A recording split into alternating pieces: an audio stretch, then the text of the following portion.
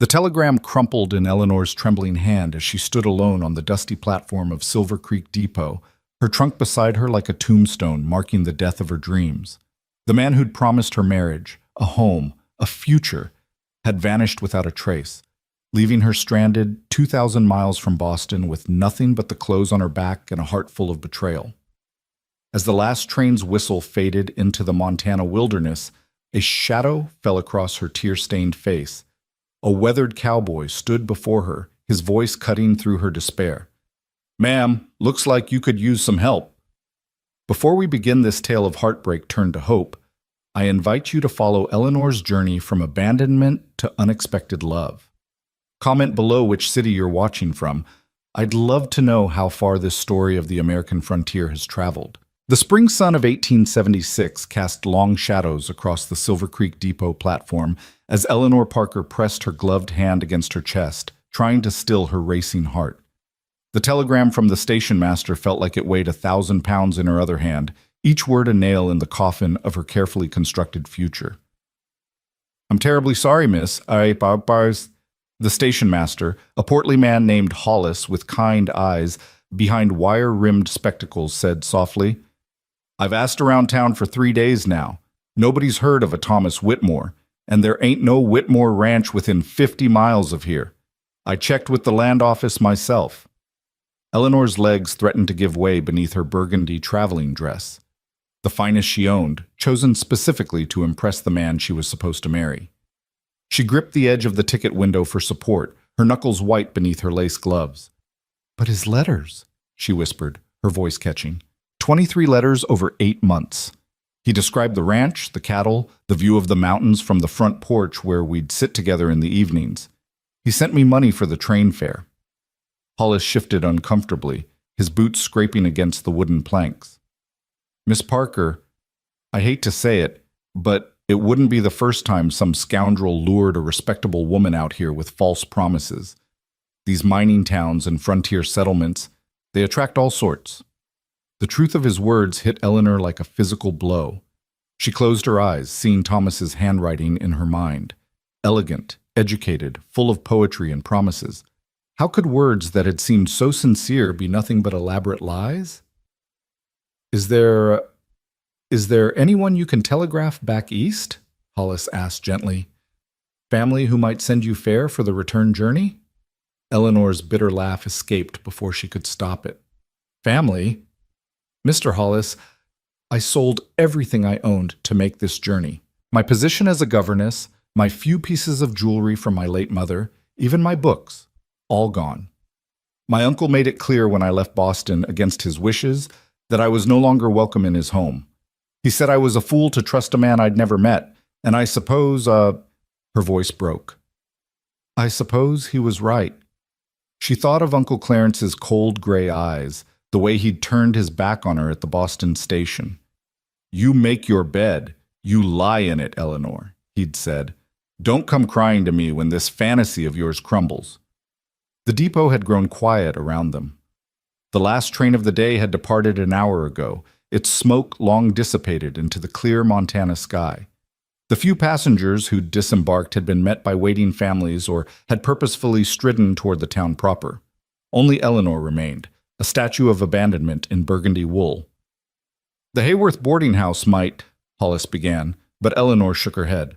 "I have exactly 47 cents to my name, Mr. Hollis. I doubt that would cover even one night's lodging." The station master rubbed his whiskered jaw, clearly distressed. "Miss, you can't just stay here on the platform. It ain't safe, especially after dark. These frontier towns, they're rough places. A lady alone."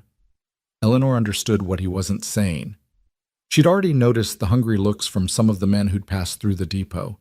Without protection, without money, without connections, she was vulnerable in ways that made her stomach clench with fear.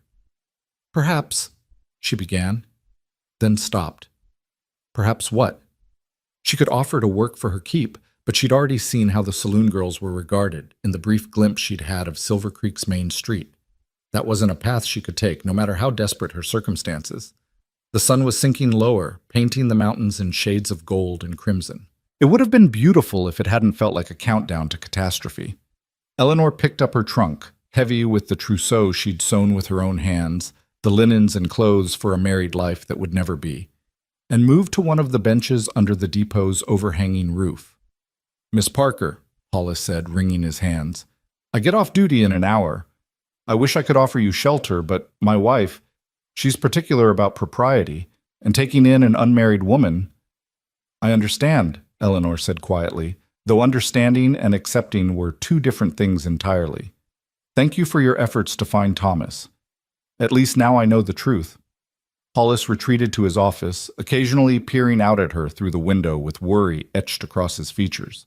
Eleanor sat rigidly on the bench, her hands folded in her lap, trying to think through her options with a mind that felt frozen with shock. She could try to find work, but what skills did she have that would be valued here? She could read and write, speak a little French, play the piano, and manage a household, accomplishments that meant something in Boston's middle-class circles, but seemed laughably useless in a frontier mining town. She had no relatives to turn to except Uncle Clarence, and she'd rather starve than prove him right by begging for his help. The sound of spurs on wood made her look up. A cowboy was walking along the platform, leading his horse toward the water trough at the far end. Eleanor quickly looked away, not wanting to invite any interaction, but she could feel his gaze on her. Her fingers tightened on her small reticule, though what protection her few remaining coins and her mother's handkerchief could offer, she didn't know. The cowboy watered his horse, a beautiful bay mare with a white star on her forehead, then tied the reins to the hitching post. Instead of leaving as Eleanor hoped, he walked back toward her, his footsteps measured and deliberate. She kept her eyes fixed on the distant mountains, pretending not to notice his approach. "Pardon me, ma'am," a deep voice said, and Eleanor had no choice but to look up.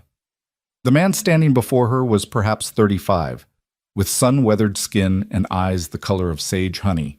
His clothes were dusty but well-maintained, dark trousers, a blue shirt, leather vest, and a wide-brimmed hat he now held in his hands.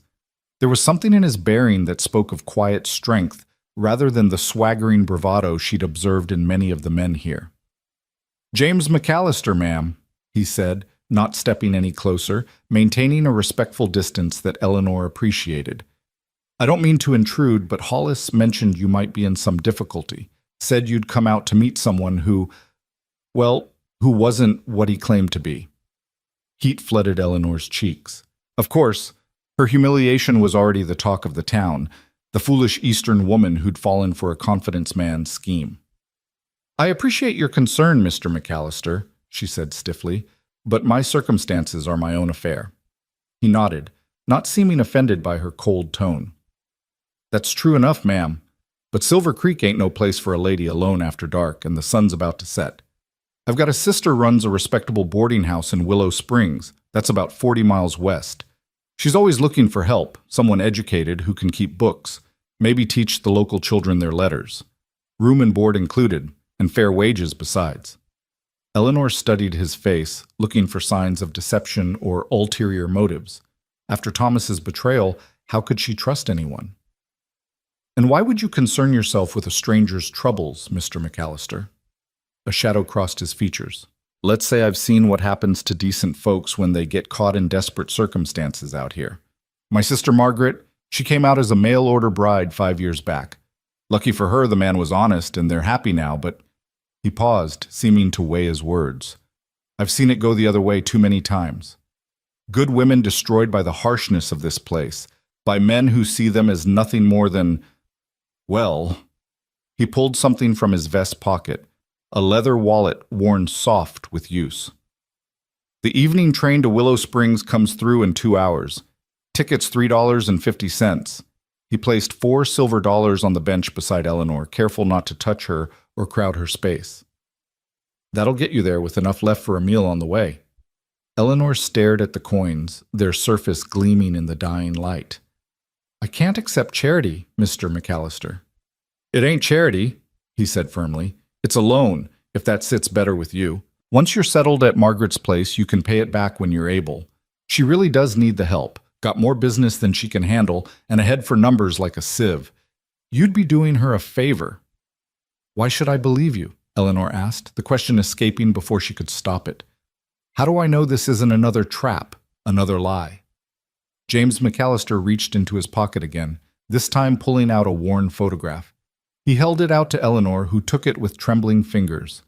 The image showed a woman with kind eyes and a determined chin, standing in front of a neat two-story building with Mrs. Margaret Brennan's boarding house painted on a sign above the door. "That's Margaret," he said. "Stubborn as a mule and twice as ornery, but she's got a heart bigger than Montana. She took in a Chinese family last winter when everyone else turned them away, helped them set up a laundry business. She believes in giving folks a chance." He paused, then added quietly, "Sometimes people just need one person to believe they're worth saving." Eleanor traced the edge of the photograph with her finger. The woman in the picture looked real, solid, trustworthy, in a way Thomas's flowery letters had never been. "Your journey doesn't have to end in disappointment," James said, his voice gentle but firm. "Sometimes fate has other destinations in mind than the ones we plan for ourselves." A tear escaped before Eleanor could stop it, rolling down her cheek. She quickly wiped it away, embarrassed by this show of weakness in front of a stranger. "If this is a deception," she said, her voice barely above a whisper, "I'll have nothing left. Not even hope." "Ma'am," James said, putting his hat back on, "I've got no pretty words to offer like whoever wrote those letters that brought you here.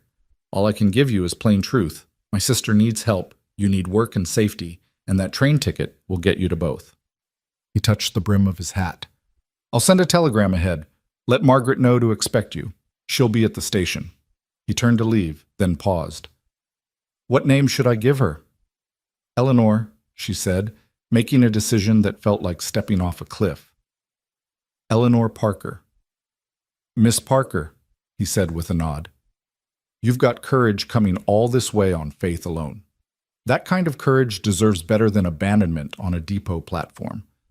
I hope you'll take the chance."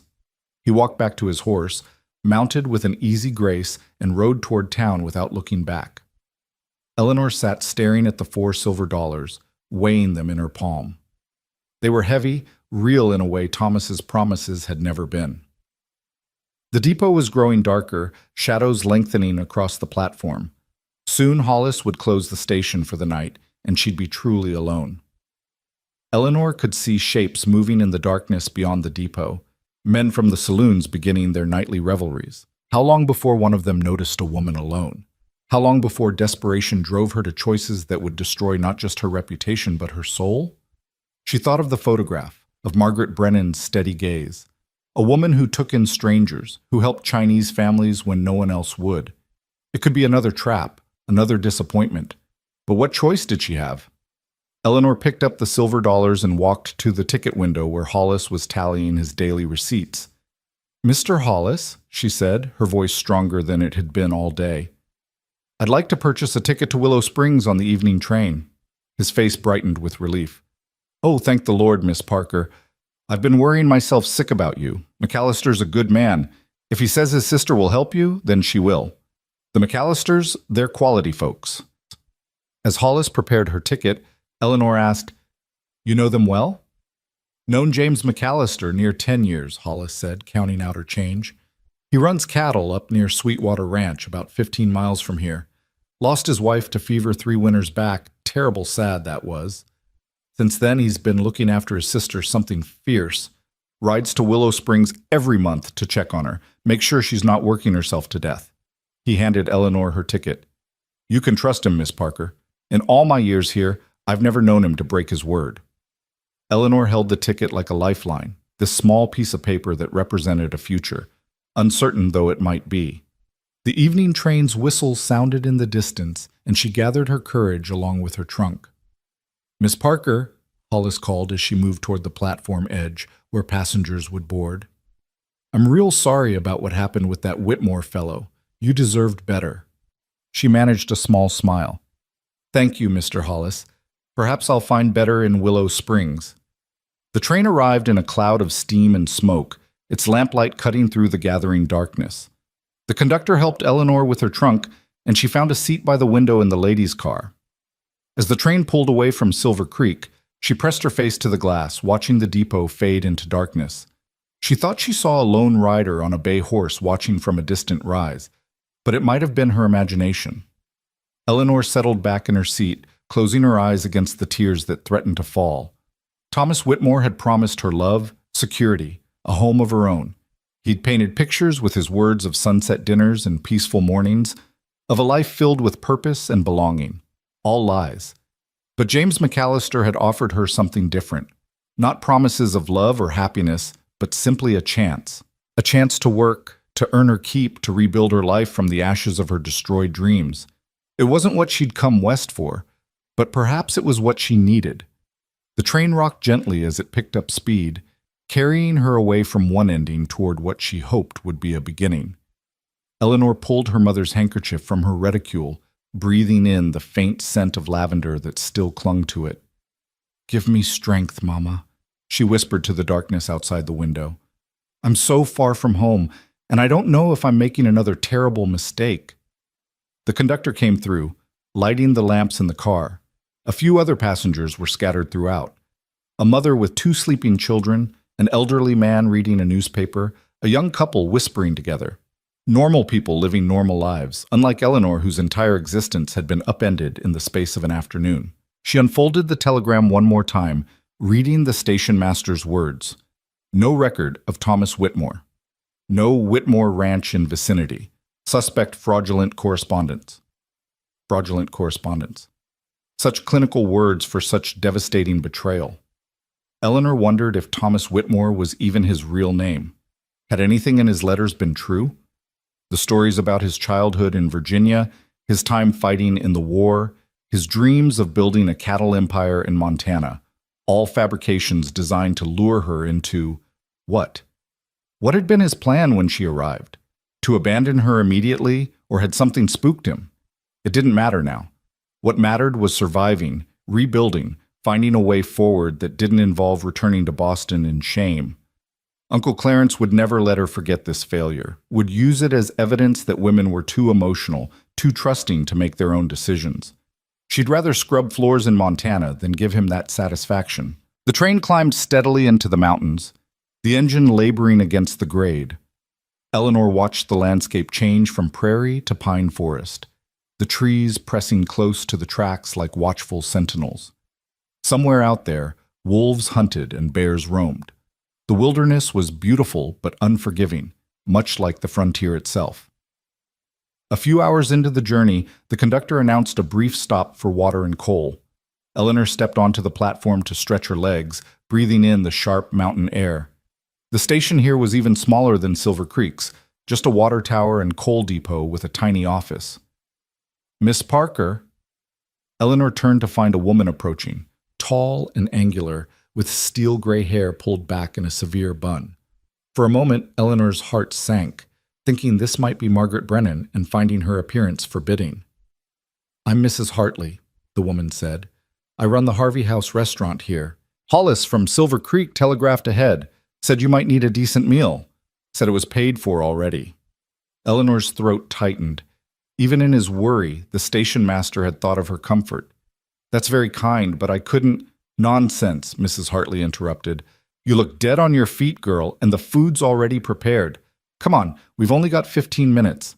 She led Eleanor to a small dining room where a plate of beef stew, fresh bread, and apple pie waited. The food was simple but good, and Eleanor ate every bite, not realizing how hungry she'd been until the first spoonful hit her stomach. "Heading to Margaret Brennan's place, I hear," Mrs. Hartley said, pouring coffee from a large pot. "Good woman, Margaret, tough but fair. You'll do well there if you're willing to work hard." "I'm not afraid of hard work," Eleanor said, meaning it. Whatever awaited her in Willow Springs, it had to be better than the alternatives. The train whistle called passengers back, and Eleanor thanked Mrs. Hartley before returning to her seat. The meal had revived her somewhat, giving her strength to face whatever came next. Outside, full darkness had fallen, and the window reflected her own face back at her, pale, drawn, but determined. She thought about James McAllister, the quiet cowboy who'd appeared like something out of a dime novel to rescue her. But this wasn't a romantic story where the hero swept the heroine off to happiness. He'd simply offered her a practical solution to a desperate situation. She wondered if she'd ever see him again, this man who'd given her $4 silver and quite possibly saved her life. The photograph of Margaret Brennan was still in her pocket. and Eleanor pulled it out to study it again by lamplight. The boarding house looked respectable, well-maintained. The woman's face was strong rather than pretty, but there was something reassuring about her direct gaze. This was a woman who'd survived the frontier, who'd built something solid in a place where most things were temporary. As the train began its descent toward Willow Springs, Eleanor made herself a promise. She would work harder than she'd ever worked before.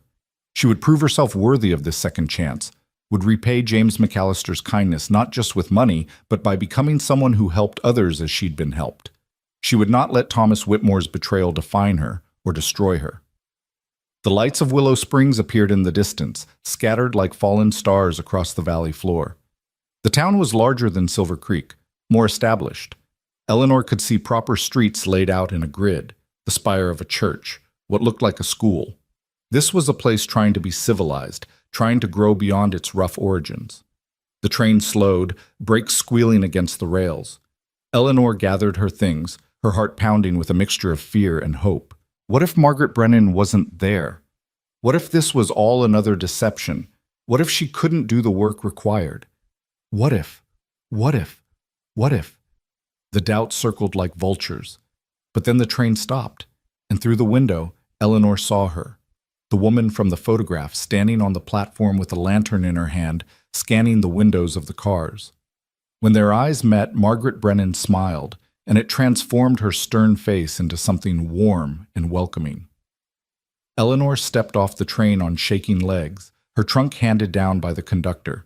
Margaret approached with brisk efficiency, her handshake firm and calloused. "Eleanor Parker?"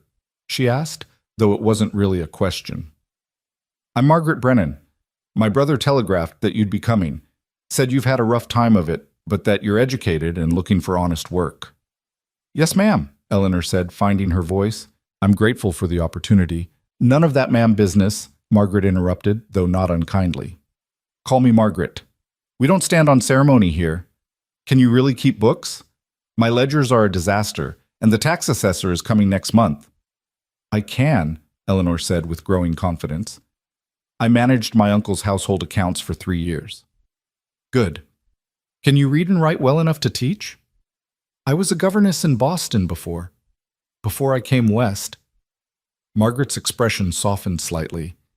"James didn't give me details, just said you'd been deceived by someone and needed a fresh start. We've all got our stories out here, and yours is yours to tell or keep as you choose. What matters is what you do going forward." She picked up one end of Eleanor's trunk without ceremony. "Come on then, the boarding house is just up the street. You look about ready to drop, and we've got a full day ahead tomorrow. The room's small but clean, and you'll take your meals with the rest of us. Sunday's the only day of rest, and even then, there's usually something needs doing." As they walked through the streets of Willow Springs, Eleanor noticed the differences from Silver Creek immediately. The buildings here were more permanent, made of brick and proper lumber rather than rough timber. There were sidewalks along the main street, and the shops had painted signs and glass windows. Women walked freely, though still accompanied, and there seemed to be an actual sense of community rather than just a collection of individuals trying to strike it rich. "We've got a good town here," Margaret said, noticing Eleanor's observation. "The mine's stable, silver, not gold, so we don't get as many fortune seekers. Families are settling, putting down roots. We've got a school, 2 churches, and we're getting a library next year if Mrs. Patterson has her way, and she usually does." The boarding house was exactly as it had appeared in the photograph, 2 stories, painted white with green shutters, a sign hanging from the porch that swayed gently in the night breeze. Light spilled from the windows, warm and inviting. "Most of my boarders are long-term," Margaret explained as they climbed the porch steps. "Mr. Chen and his son run the laundry I mentioned. They have the 2 rooms at the back. Mrs. Rodriguez is our cook. Wait until you taste her tamales. Then there's Frederick Hoffman. He's the bank clerk, quiet as a mouse but reliable with his rent. And Timothy O'Brien works at the mine, sends most of his wages home to Ireland but always pays on time." The interior was clean and well organized, with a parlor to the right, dining room to the left, and stairs straight ahead. Everything was simple but quality, no fancy Eastern furnishings, but solid frontier practicality. "Your room's upstairs," Margaret said, leading the way. "It's the smallest, I won't lie, But it's got a window that faces the mountains, and the stovepipe runs through the wall so it stays warm in winter. The room was indeed small, barely large enough for the narrow bed, washstand, and small wardrobe it contained. But it was clean, with fresh linens on the bed and a rag rug on the floor. After the terror of potentially spending the night on the depot platform, it looked like paradise. "Thank you," Eleanor said, her voice thick with emotion she couldn't quite suppress. "This is more than adequate." Margaret set down the trunk and studied Eleanor with shrewd eyes. "You're not what I expected when James telegraphed. Most women who come out here chasing marriage promises are different. Harder or softer, if that makes sense. You're educated, refined. What made you trust a stranger's letters?" Eleanor sank onto the bed, suddenly exhausted. "Loneliness, I suppose. And hope. My parents died when I was 17, leaving me with debts, and an uncle who resented having to take me in. I worked as a governess, but it's such a small life, Miss Brennan. Margaret. Always in someone else's home, caring for someone else's children, with no future beyond more of the same. When his letters came, they offered something different, a chance to build something of my own." Margaret's expression softened. "I understand that better than you might think. Why do you think I came out here myself? At least you were brave enough to chase a dream, even if it turned out to be smoke. That takes courage." She moved toward the door. "Breakfast is at 6 sharp. We serve the boarders first, then you'll help Mrs. Rodriguez clean up while I show you the books. In the afternoon, Mrs. Patterson wants to meet you about possibly teaching at the school. We're short a teacher since Miss Collins ran off with that traveling salesman last month." She paused at the threshold. "Eleanor, my brother doesn't often involve himself in other people's troubles. The fact that he helped you means he saw something worth saving. Don't prove him wrong." After Margaret left, Eleanor sat in the quiet of her small room, trying to process everything that had happened. This morning, had it only been this morning? She'd awakened in a hotel in Silver Creek, full of anticipation for meeting Thomas. Now Thomas was revealed as a phantom, and she was starting a new life she'd never imagined. She opened her trunk, hanging her few dresses in the wardrobe. At the bottom, wrapped in tissue paper, was her wedding dress. She'd sewn it herself over months of evenings, each stitch a hope for the future. White silk with pearl buttons, modest but beautiful. Eleanor lifted it out, holding it up to the lamplight. What use did she have for such a dress now? A knock at the door interrupted her thoughts. "Come in," she called, expecting Margaret. Instead, a young Mexican woman entered with a tray. "I am Rosa Rodriguez," she said with a slight accent. "Margaret said you had no dinner, so I brought soup and bread." The kindness of it nearly broke Eleanor's composure. "Thank you, that's very thoughtful." Rosa set the tray on the washstand and noticed the wedding dress. "Ay, qué hermoso," she said softly. "You're getting married?" "No," Eleanor said, folding the dress carefully. "Not anymore." Rosa's dark eyes filled with understanding. "The heart, it heals," she said simply. "When my husband died in a mine collapse, I thought I would die too. But here I am, cooking for gringos in Montana." She smiled, softening the words. "Life. It takes us strange places, no? But sometimes strange places become home." After Rosa left, Eleanor ate the soup, a rich chicken broth with vegetables and spices she couldn't identify, but that warmed her from the inside out. She prepared for bed, washing her face with water from the pitcher, changing into her nightgown. The bed was narrow but comfortable, the sheets smelling of sunshine and sage. As she lay in the darkness, Eleanor thought about James McAllister, somewhere out there in the night. She wondered what had made him stop to help her, what he'd seen in her desperation that made him think she was worth saving. Margaret had said he'd lost his wife. Perhaps he understood something about loss and the need for second chances. Through her window, she could see stars, more than she'd ever seen in Boston, where gas lamps and smoke obscured the sky. The vastness of it all made her feel small, but also oddly comforted. Under these same stars, thousands of women had made new lives in the West, had survived betrayals and losses, and emerged stronger. She could too. Tomorrow would bring new challenges. She'd have to prove herself capable, worthy of the trust these strangers had placed in her. She'd have to learn to navigate this frontier town with its different rules and expectations. She'd have to rebuild not just her life, but her very sense of self, discovering who Eleanor Parker was when stripped of everything she'd thought defined her. But tonight, for the first time since reading that devastating telegram, she had a bed to sleep in, a roof over her head, and the possibility of a future, even if it wasn't the one she'd imagined. James McAllister's words echoed in her mind. Your journey doesn't have to end in disappointment. Perhaps he was right. Perhaps this wasn't an ending at all, but a beginning she simply hadn't expected. As sleep finally claimed her, Eleanor's last thought was of sage honey eyes and a voice that had offered hope when she'd had none left. She'd probably never see James McAllister again, but she'd carry his kindness with her, a reminder that even in the harshest places, good people existed. The sound of a guitar drifted up from somewhere below, probably Mr. O'Brien entertaining the other boarders. It was a melancholy tune, something Irish and old, speaking of loves lost and homes left behind. But underneath the sadness was something else. Resilience, determination, the stubborn refusal to let sorrow have the last word. Eleanor pulled the quilts up to her chin and closed her eyes. Tomorrow would come soon enough with its demands and challenges. But for now, she was safe, she was sheltered, and she was no longer alone.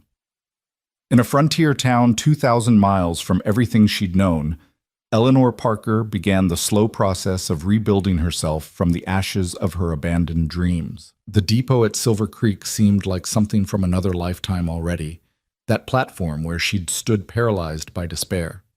The woman who'd stood there, trusting, naive, destroyed by betrayal, was already changing, hardening in some ways, softening in others. The frontier demanded transformation, and Eleanor, whether she knew it or not, was already answering that demand. The rooster's crow pierced through Eleanor's dreams, pulling her from sleep into the gray dawn light filtering through her window. For a moment, she forgot where she was, reaching instinctively for the familiar surroundings of her Boston bedroom. Then reality crashed back. The small room, the narrow bed, the events of yesterday that had left her in this frontier boarding house, with nothing but the kindness of strangers keeping her from complete ruin. She dressed quickly in her simplest day dress, a brown wool that had seen better days but was appropriate for work. Her fingers trembled slightly as she pinned up her hair, remembering how she'd styled it yesterday morning with such care, wanting to look perfect for Thomas. The woman in the mirror looked older somehow, though only a day had passed. Her blue eyes, which Uncle Clarence had always said were too dreamy for her own good, now held something harder, more cautious. The boarding house was already alive with activity when Eleanor descended the stairs. She could hear voices from the kitchen, the clatter of pans, and smell coffee brewing strong enough to wake the dead. The dining room held a long table set for 8, with mismatched chairs that somehow looked right together, each one sturdy and functional. "There you are," Margaret said, emerging from the kitchen with a coffee pot. She looked as if she'd been awake for hours already, her gray hair perfectly pinned, her apron crisp despite the flour dusting one corner. "Right on time. Good. I can't abide laziness." The other boarders were already gathering. Mr. Chen and his son, both dressed in clean but worn clothing, nodded politely to Eleanor. Frederick Hoffman, thin and nervous-looking with wire spectacles that reminded her of the station master in Silver Creek, offered a shy smile. Timothy O'Brien, a large man with bright red hair and arms like tree trunks from his work in the mines, stood when she entered. "You'll be the new lass Margaret mentioned," he said in a thick Irish brogue. "Timothy O'Brien, at your service. Welcome to our motley crew." "Eleanor Parker," she replied, grateful for the warmth in his voice. "Thank you for the music last night. It was lovely." "Ah, you heard that, did you? I hope I didn't keep you awake." "Not at all. It was comforting." Rosa emerged from the kitchen carrying platters of eggs, bacon, and biscuits that made Eleanor's mouth water despite her nervousness. The meal was simple but abundant, everyone eating with the focused attention of people who worked hard for their living. "Miss Parker's going to be helping with the books," Margaret announced to the table, "and possibly teaching at the school, if Mrs. Patterson approves." "Thank the saints for that," O'Brien said. "My nephew's been running wild since Miss Collins left. Boy needs schooling before he turns completely feral." "Your nephew needs a firm hand is what he needs," Margaret said tartly. I caught him putting frogs in Mrs. Henderson's water barrel last week. Boys will be boys, O'Brien said with a grin that suggested he'd done similar things in his youth. After breakfast, Eleanor helped Rosa clear the table, learning the rhythm of the kitchen work. Rosa moved with practiced efficiency, washing while Eleanor dried, and they worked in companionable silence until Rosa suddenly asked, "The man who lied to you, he had a handsome face in his letters?" Eleanor almost smiled at the phrasing. "He had handsome words. I never saw his face." "Sometimes that is worse," Rosa said thoughtfully. "The imagination, it makes princes from paupers. My husband, when I first saw him, I thought he was too short. But his heart, aye, his heart was tall like a mountain." Margaret appeared in the doorway. "When you're done here, Eleanor, I need you in the study. The books won't sort themselves, and Lord knows I've made a mess of them." The study was a small room behind the stairs, cramped with papers and ledgers that looked as if they'd been organized by someone throwing them in the air and letting them fall where they might. Margaret stood amid the chaos, hands on her hips, looking both defiant and embarrassed. "I can run a boarding house," she said. "I can cook for 20, manage difficult boarders, repair a roof if I have to. But numbers are my enemy." Eleanor picked up one of the ledgers, opening it to find entries in at least 3 different hands, some in pencil, some in ink, dates out of order, and calculations that didn't match.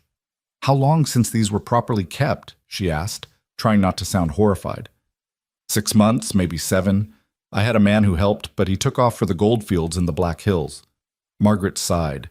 "I've been trying to keep up, but between the cooking, the cleaning, the marketing, I'll need time to sort through everything," Eleanor said, her mind already beginning to organize the task.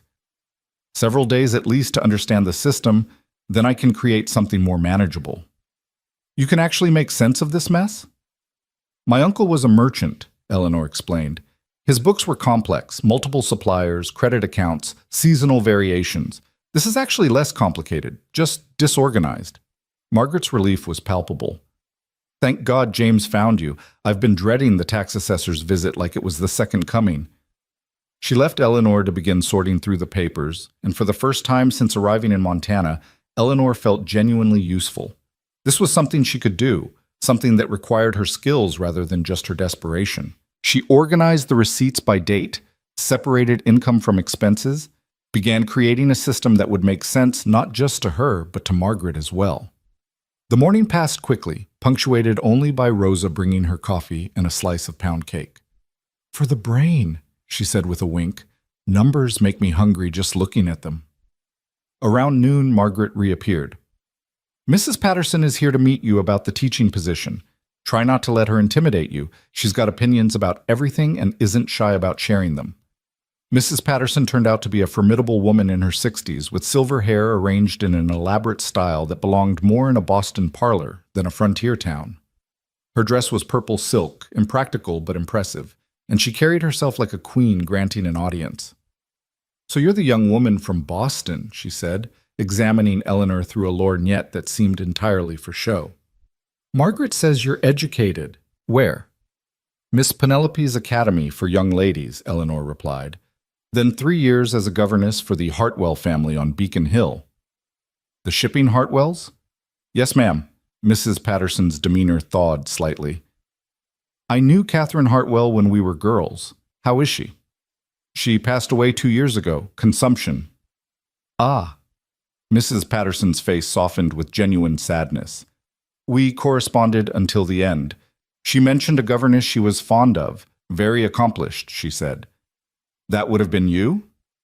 "I taught her 3 daughters, French, piano, literature, and arithmetic." "Can you handle boys? They're different creatures entirely out here. Wild as mustangs and twice as stubborn." Eleanor thought of the chaos she'd sometimes faced with the Hartwell girls, who despite their refined upbringing could be plenty wild themselves. Children are children, Mrs. Patterson. They all need structure, encouragement, and the knowledge that someone believes they can learn. Mrs. Patterson studied her for a long moment. "The position pays $20 a month. You'll teach all grades. We have 18 students currently, ages 6 to 15. Can you handle that range?" "Yes, ma'am." School runs Monday through Friday, 8 to 3, with an hour for lunch. You'll need to arrive early to start the stove in winter. You'll also be expected to organize the Christmas pageant and the spring recitation. She paused. Can you start Monday? Eleanor's heart leaped. Teaching and bookkeeping combined would give her enough income to repay James McAllister and begin saving for whatever future she could build. Yes, Mrs. Patterson, I'd be honored. Don't be honored yet, the older woman said dryly. Wait until you meet the O'Brien boy. Terror incarnate, that one. His uncle tries, but the boy needs a woman's influence. She stood, smoothing her skirts. I'll have the schoolhouse ready for you. And Miss Parker? Don't let me hear you've run off with some smooth-talking man like the last teacher. This town needs stability. After she left, Margaret chuckled. That went better than expected. She didn't even ask about your circumstances in coming here. She knew the family I worked for. That seemed to be enough. Connections matter, even out here, Margaret agreed. Sometimes especially out here. Now, back to those books. If you can make sense of them before the assessor arrives, I'll throw in an extra $1 a week to your wages. The afternoon dissolved into numbers and calculations, Eleanor's mind finding peace in the orderly progression of mathematics. There was something soothing about problems that had definitive solutions, unlike the messy emotional chaos of the past day. She was so absorbed that she didn't notice the light changing until Rosa called her for supper. The evening meal was livelier than breakfast, with O'Brien regaling the table with stories from the mine and Mr. Hoffman quietly discussing interest rates with Mr. Chen, who was apparently quite successful with his laundry business and looking to expand. Eleanor found herself relaxing into the conversation, these people already beginning to feel less like strangers. After supper, she returned to the books while the others gathered in the parlor. Through the open door, she could hear O'Brien's guitar again, Rosa singing along in Spanish to a melody that transcended language barriers. It was a warm sound, a family sound, though none of them were actually related. You're still working? Eleanor looked up to find Margaret in the doorway with 2 cups of tea. I wanted to finish reconciling March before I stopped, Eleanor said, accepting the cup gratefully. Margaret sat in the other chair, looking tired for the first time. You remind me of myself when I first came here, determined to prove I was worth something, that I could make it on my own. Your brother mentioned you came as a mail-order bride. Did he? Margaret's expression was unreadable. That's true enough. Robert Brennan was a good man, older than me by 15 years but kind. We had 3 years together before pneumonia took him, left me this house and enough money to turn it into a boarding business. She sipped her tea. It wasn't the life I'd imagined, but it became the life I needed. Do you ever regret coming west? Every woman who comes west has regrets, Margaret said honestly. We leave family, familiarity, safety. We trade those things for possibility. Sometimes it works out, sometimes it doesn't. The trick is making something from whatever hand you're dealt. Your brother seems to have done well for himself. Margaret's expression shifted, something knowing in her eyes. James is a good man. Too good sometimes. He blames himself for things beyond his control. She stood. Speaking of which, he'll be coming to town on Saturday for supplies. He usually takes Sunday dinner here. You'll likely see him then. Eleanor felt an unexpected flutter in her stomach at the thought.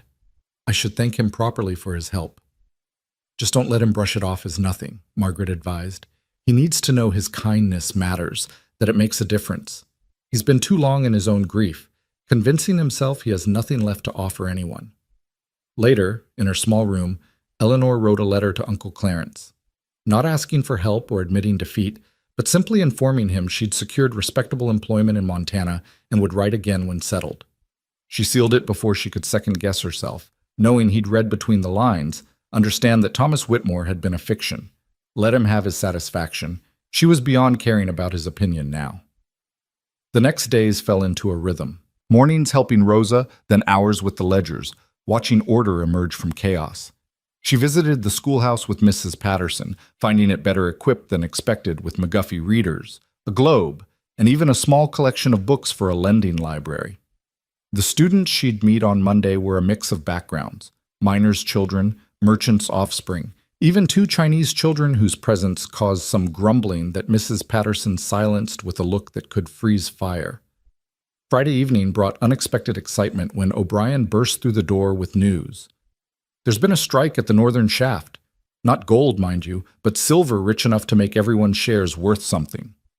The boarding house erupted in celebration, Rosa bringing out a bottle of wine she'd been saving, everyone toasting to good fortune. Eleanor found herself caught up in the joy, these people's happiness becoming her own. When O'Brien grabbed her hands and spun her in an impromptu dance while singing an Irish blessing, she laughed freely for the first time since leaving Boston. "Your good luck, Miss Eleanor," he declared. "Everything's been looking up since you arrived." "That's the wine talking," Eleanor protested, but she was smiling. "No, it's true," Mr. Chen said in his quiet way. "Good people bring good fortune. The universe seeks balance." Saturday morning brought a nervous energy Eleanor couldn't quite explain.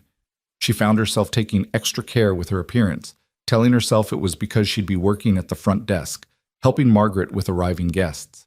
It had nothing to do with James McAllister's expected arrival. She was entering figures in the new ledger she'd created when the bell above the door chimed. Looking up, she found those sage honey eyes she'd remembered all week.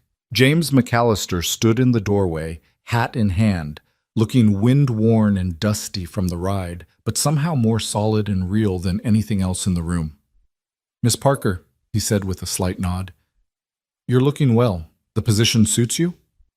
"Very well, Mr. McAllister," she managed, her voice steadier than her pulse. "Thanks to your kindness." "No thanks needed. Margaret needed help, you needed work. Simple as that." But it wasn't simple, and they both knew it. He could have ridden past that depot platform, could have left her to whatever fate awaited. The fact that he'd stopped, that he'd cared enough to help a stranger, was anything but simple in a world where most people looked out only for themselves. "James, stop looming in the doorway," Margaret called from the kitchen. "Come in properly and wash up. Rosa's making your favorite, chile verde." He moved into the room with that easy grace Eleanor remembered, but she noticed now the slight favor of his left leg, probably an old injury. There was gray at his temples she hadn't seen in the depot's harsh light, and lines around his eyes that spoke of laughter as well as sorrow. "You've done wonders with Margaret's books," he observed, looking at the neat columns of figures. "She's been fretting about them for months." "It was just a matter of creating a system," Eleanor said. "Your sister is excellent at running the business. She just needed a method for tracking it." "Don't let her modesty fool you," Margaret said, emerging with coffee. "She's got the finest hand for numbers I've ever seen, and Mrs. Patterson's already sung her praises about the school, says the children are actually excited about Monday." "You're teaching too?" James asked, something that might have been approval in his eyes. "Starting Monday. It seems I'm to be kept quite busy." "Good," he said simply. "Busy is good out here. Keeps the mind from wandering to places it shouldn't go." There was understanding in his tone, the recognition of someone who knew about thoughts that circled like wolves in the night. Eleanor wondered what memories kept him company on that ranch, 15 miles from nowhere. The day took on a different quality with James's presence. He fixed a loose board on the porch, helped Mr. Chen move some heavy equipment for his expanding laundry, discussed the silver strike with O'Brien. But Eleanor noticed how his eyes found her throughout the day, quick glances that made her acutely aware of herself in ways she hadn't been since Thomas's letters first arrived. That evening, the boarding house was fuller than usual. Word of the silver strike had brought in travelers wanting to stake claims or invest in existing ones. Eleanor helped serve dinner, the dining room crowded and loud with excited conversation. She was carrying a tray of dishes to the kitchen when she collided with someone in the doorway, plates crashing to the floor in a symphony of destruction. "Oh, I'm so sorry." She dropped to her knees, gathering the broken pieces, mortified by her clumsiness. "No harm done," a familiar voice said, and she looked up to find James kneeling beside her, carefully picking up the larger shards. "Just plates. They break. You buy new ones." "But they're Margaret's good dishes," which she got secondhand from a woman heading back east, he said with a slight smile. "Don't think she'll miss them too much." Their hands brushed as they reached for the same piece, and Eleanor jerked back as if burned. Something flickered in James's eyes, but before either could speak, Rosa appeared with a broom. "Aye, these things happen. Go, go. I clean this." Eleanor fled to the kitchen, her cheeks burning. She was being ridiculous, acting like a schoolgirl around a man who'd simply shown her kindness. She was here to work, to rebuild her life, not to develop foolish feelings for a widowed rancher who probably still mourned his wife. Yet later, when the dishes were done and the kitchen cleaned, she found herself lingering on the back porch where James stood smoking a pipe, looking at the stars. "I never thanked you properly," she said, keeping a respectful distance. "What you did? It saved me from... I don't know what would have happened if you hadn't helped." "You'd have survived," he said quietly. "You're stronger than you think, Miss Parker. Coming all this way on faith alone, then picking yourself up when that faith proved false, that takes courage. Or foolishness. Sometimes they're the same thing." He tapped his pipe against the railing, sending sparks into the darkness. "My wife, Sarah, she came out here with nothing but determination and a dream of something better. Everybody told her she was foolish, marrying a man with nothing but land and ambition. But she built a life anyway, made that ranch into something worth having. Margaret mentioned you lost her. I'm sorry. 3 winters ago. Fever took her in 2 days, barely time to say goodbye." His voice was steady, but Eleanor heard the grief threaded through it. "I've been running that ranch like she's still there, keeping everything the way she arranged it. Foolish, maybe, but it's all I knew how to do." "Grief makes us do strange things," Eleanor said softly. "After my parents died, I kept making my father's coffee every morning for a month, setting it on his desk in the study. Uncle Clarence thought I'd lost my mind." "Maybe we do lose our minds a little," James said. "Maybe that's the only way to survive loss that big. Go a little crazy until we learn how to be sane in a new way." They stood in comfortable silence, the night sounds of the town drifting around them. Piano music from a saloon, dogs barking, the distant whistle of a late train. Eleanor felt something settling in her chest, a calmness she hadn't experienced since those first lying letters had arrived. "I should go in," she finally said. "Tomorrow's Sunday, but there's still breakfast to help with." "Miss Parker," James called as she reached the door. "I'm glad you're doing well here. Margaret needed help, but more than that, I think maybe you needed to be here. Some things are meant to happen, even if they come about in painful ways." Eleanor carried those words up to her room, turning them over like smooth stones in her mind. Was he right? Was there purpose in Thomas's deception, in the journey that had brought her here? It seemed too early to know, but for the first time, she could imagine that her story might have a different ending than the tragedy she'd envisioned on that depot platform. Sunday arrived with church bells that reminded Eleanor of Boston, though the service itself was frontier casual, held in a building that doubled as the town hall. She sat with Margaret and Rosa, very aware of James 2 pews ahead, his broad shoulders and sun-lightened hair drawing her eyes despite her best efforts to focus on Reverend Mill's sermon about finding manna in the wilderness. After church, the boarding house tradition of Sunday dinner brought everyone together around the expanded dining table. James carved the roast while Margaret directed traffic. O'Brien told jokes that made Rosa blush and laugh, and Mr. Hoffman surprised everyone by revealing he played the violin, offering to perform after dessert. "You're full of surprises, Frederick," Margaret said. 4 months you've been here and not a word about music." "One doesn't like to impose," he said shyly. "Impose away," O'Brien boomed. "We could use more culture around here." The afternoon unwound like a spool of golden thread, Hoffman's violin joining O'Brien's guitar, Rosa teaching Eleanor a traditional dance from her village while the men clapped along. Even the usually reserved Mr. Chen smiled, his son attempting the steps with earnest concentration. James didn't dance, but Eleanor caught him watching her, something unguarded in his expression that made her stumble over the next step. When their eyes met, he didn't look away immediately, as he usually did, and the moment stretched between them like a bridge neither was quite ready to cross. As the sun began to sink, James prepared to leave for his ranch. Eleanor was helping clear the dessert plates when he appeared in the kitchen doorway. "I wanted to say goodbye before I left," he said, "and to wish you luck with the school tomorrow." "Thank you. I'm nervous but excited. It's been a while since I taught." "You'll do fine. Children know when someone genuinely cares about them. He hesitated, then added, I come to town most Saturdays for supplies. Perhaps, perhaps next week you'd allow me to show you the countryside. There's a spot up on Miller's Ridge where you can see 3 territories on a clear day. Eleanor's heart skipped. Yes, I'd like that. If Margaret can spare me. Oh, I think she can manage, Margaret said dryly from behind them, making them both jump. In fact, I insist. Eleanor's been working too hard. A little fresh air would do her good. James's smile transformed his weathered face, making him look younger, lighter. Saturday, then, after I finish my business in town. 2 o'clock? 2 o'clock, Eleanor agreed, trying not to sound as breathless as she felt. After he left, Margaret gave her a knowing look. My brother doesn't ask people to ride with him, hasn't done so since Sarah died. You be careful with his heart, Eleanor Parker. We're not. Eleanor fumbled for words. Not yet, Margaret said sagely. But some things are inevitable as sunrise. Just remember, James doesn't do anything halfway. When he commits, it's completely. Make sure you're ready for that before you let this go where it's heading.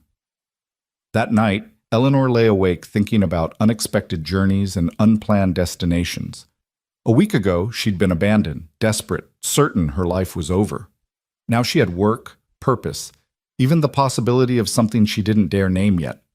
The woman who'd boarded that train in Boston, full of dreams about Thomas Whitmore, seemed like a stranger now. That woman had been willing to settle for pretty words and promises. This new Eleanor, forged in the crucible of betrayal and survival, wanted something more substantial. She wanted truth over poetry, steadiness over grand gestures, real kindness over manufactured charm. She wanted someone who would stop to help a stranger not for gain but because it was right. Someone with sage honey eyes and work-worn hands, who understood grief and didn't try to pretty it up with platitudes. Monday morning arrived with a test of all Eleanor's newfound strength. The schoolhouse was full of skeptical faces, children who'd run wild for weeks and weren't eager to return to discipline. The O'Brien boy, true to reputation, immediately tried to establish dominance by putting a snake in her desk drawer. Eleanor calmly picked up the snake, a harmless garter snake she recognized from her childhood summers in the country, and carried it to the window. Thank you, Michael, for bringing such an excellent example of local wildlife. We'll be studying reptiles next week, and you've given us a head start. You can write a 2-page essay on the habits of garter snakes, due Wednesday. The boy's face went from triumph to shock to grudging respect in the space of seconds. By lunch, she had them sorted. The eager learners in front, the troublemakers separated, the shy ones coaxed forward with gentle encouragement. When Mrs. Patterson stopped by at dismissal, she found them actually working, heads bent over slates, the room quiet except for the scratch of chalk. Miraculous, the older woman murmured. You might actually last, Miss Parker. The week developed its own rhythm. School until 3, bookkeeping until supper, helping Rosa in the evenings, falling into bed exhausted but satisfied. Each day, Eleanor felt herself growing stronger, more capable, more certain that she could build a life here. Thursday brought an unexpected challenge when a man appeared at the boarding house, asking for her by name. Eleanor's blood ran cold when she saw him, tall, well-dressed, with the kind of smooth handsomeness that reminded her painfully of how she'd imagined Thomas. Miss Parker? My name is Daniel Morrison. I heard there was a new teacher in town come from Boston. I wondered if you might be the same Miss Parker who corresponded with my associate, Thomas Whitmore. Eleanor's hands clenched in her skirts. What do you want? To apologize, actually, and to explain, if you'll let me. Thomas, that wasn't his real name, he's gone. Headed to California, last I heard. But what he did to you, it wasn't supposed to happen that way. What was supposed to happen? Eleanor's voice was ice. Morrison had the grace to look ashamed.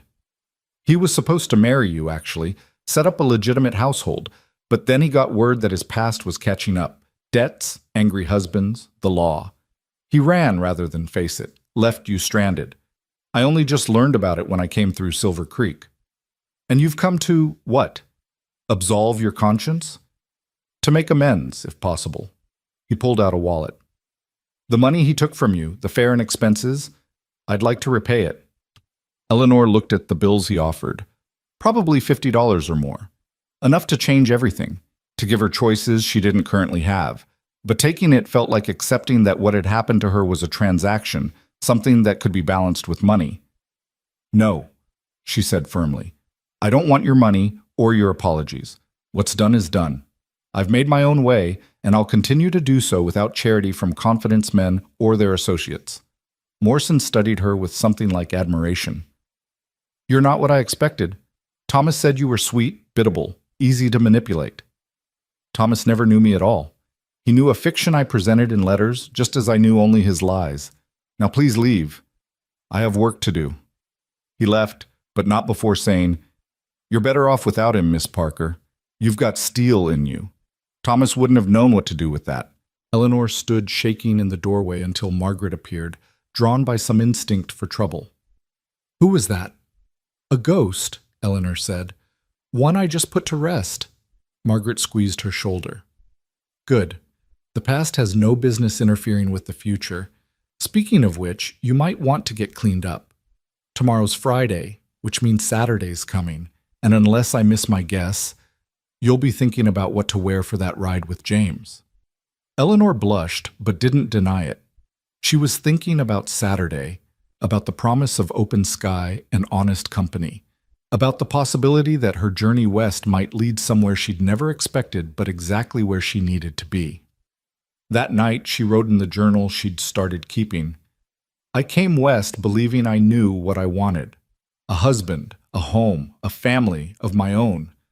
Thomas Whitmore's betrayal shattered those dreams, but perhaps they needed shattering. They were built on desperation and loneliness, not strength and choice. Now I find myself creating a different life, one where I earn my own way, where respect comes from my abilities, not my connection to a man, where friendship is offered freely without conditions. And if something more develops with James McAllister, this kind, steady man who sees me clearly, it will be because we choose each other, not because we need each other for survival. That seems like a stronger foundation for building a future.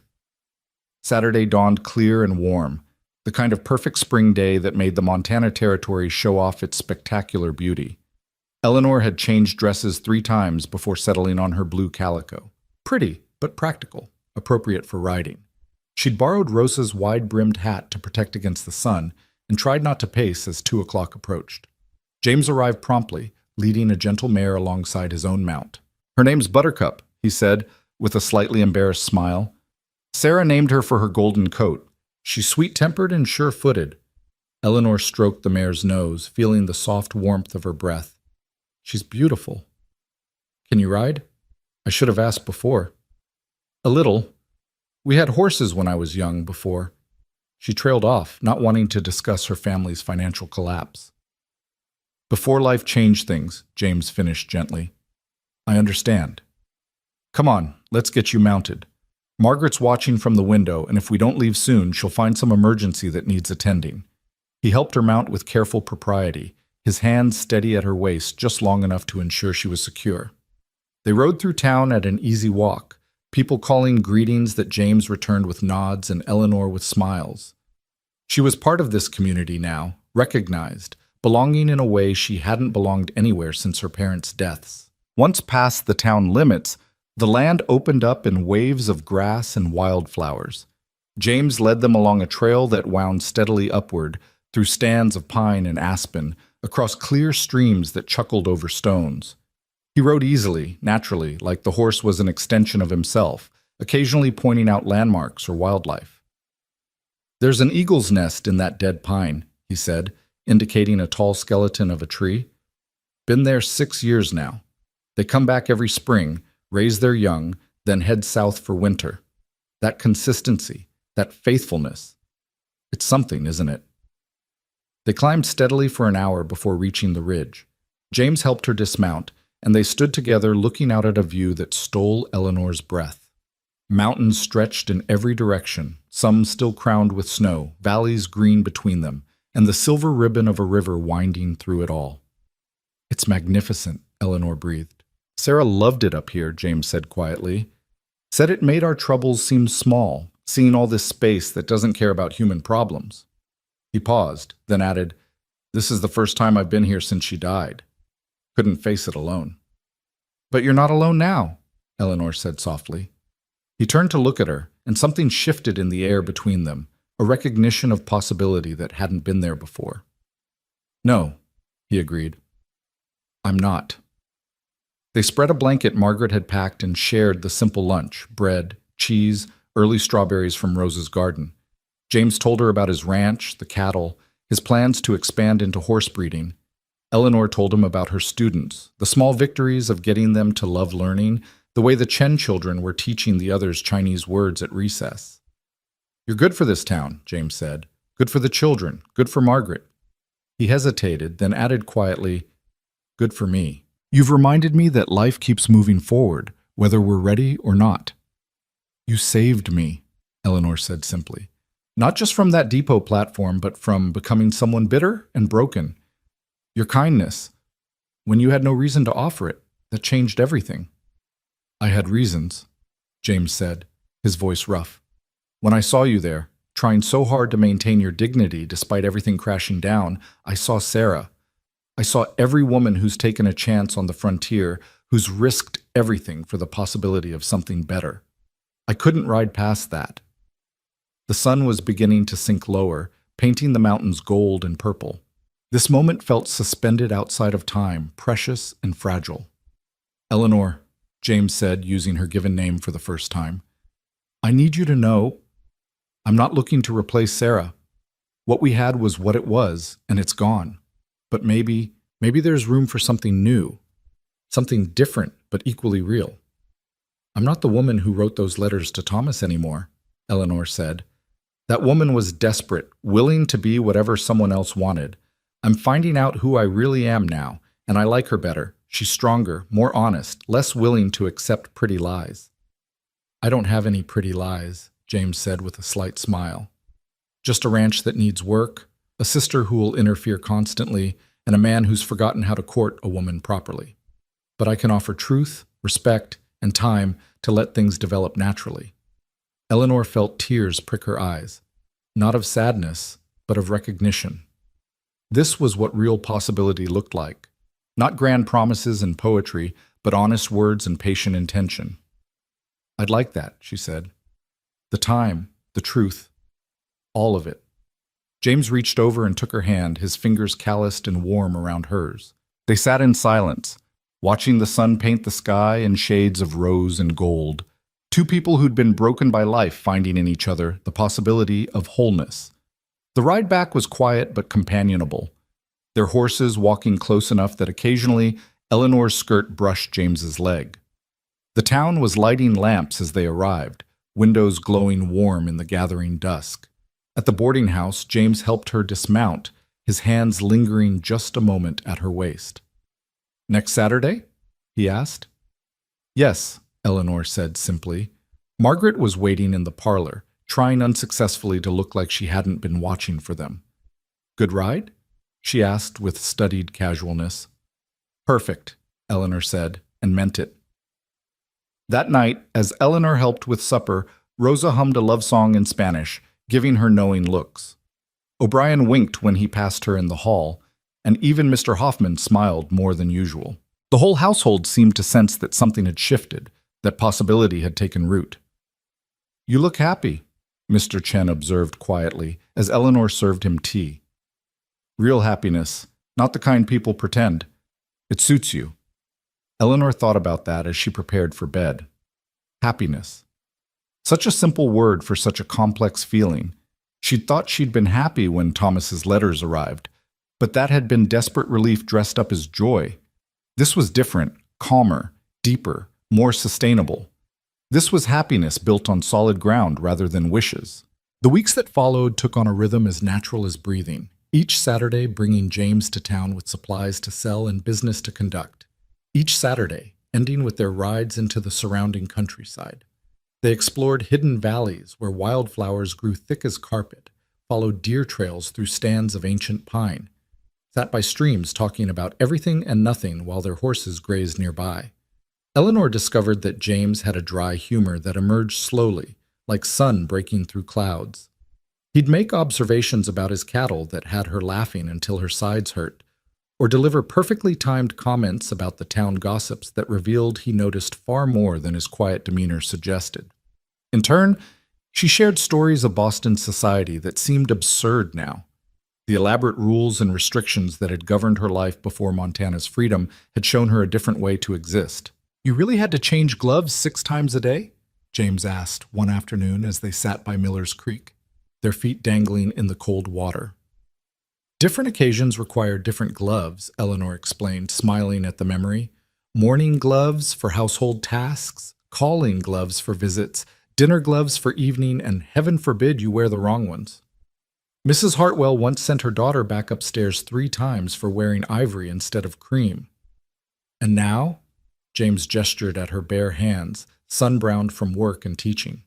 "Now I have freedom," Eleanor said simply. "My hands can be useful instead of just ornamental." It was during their 4th Saturday ride that the weather turned violent without warning.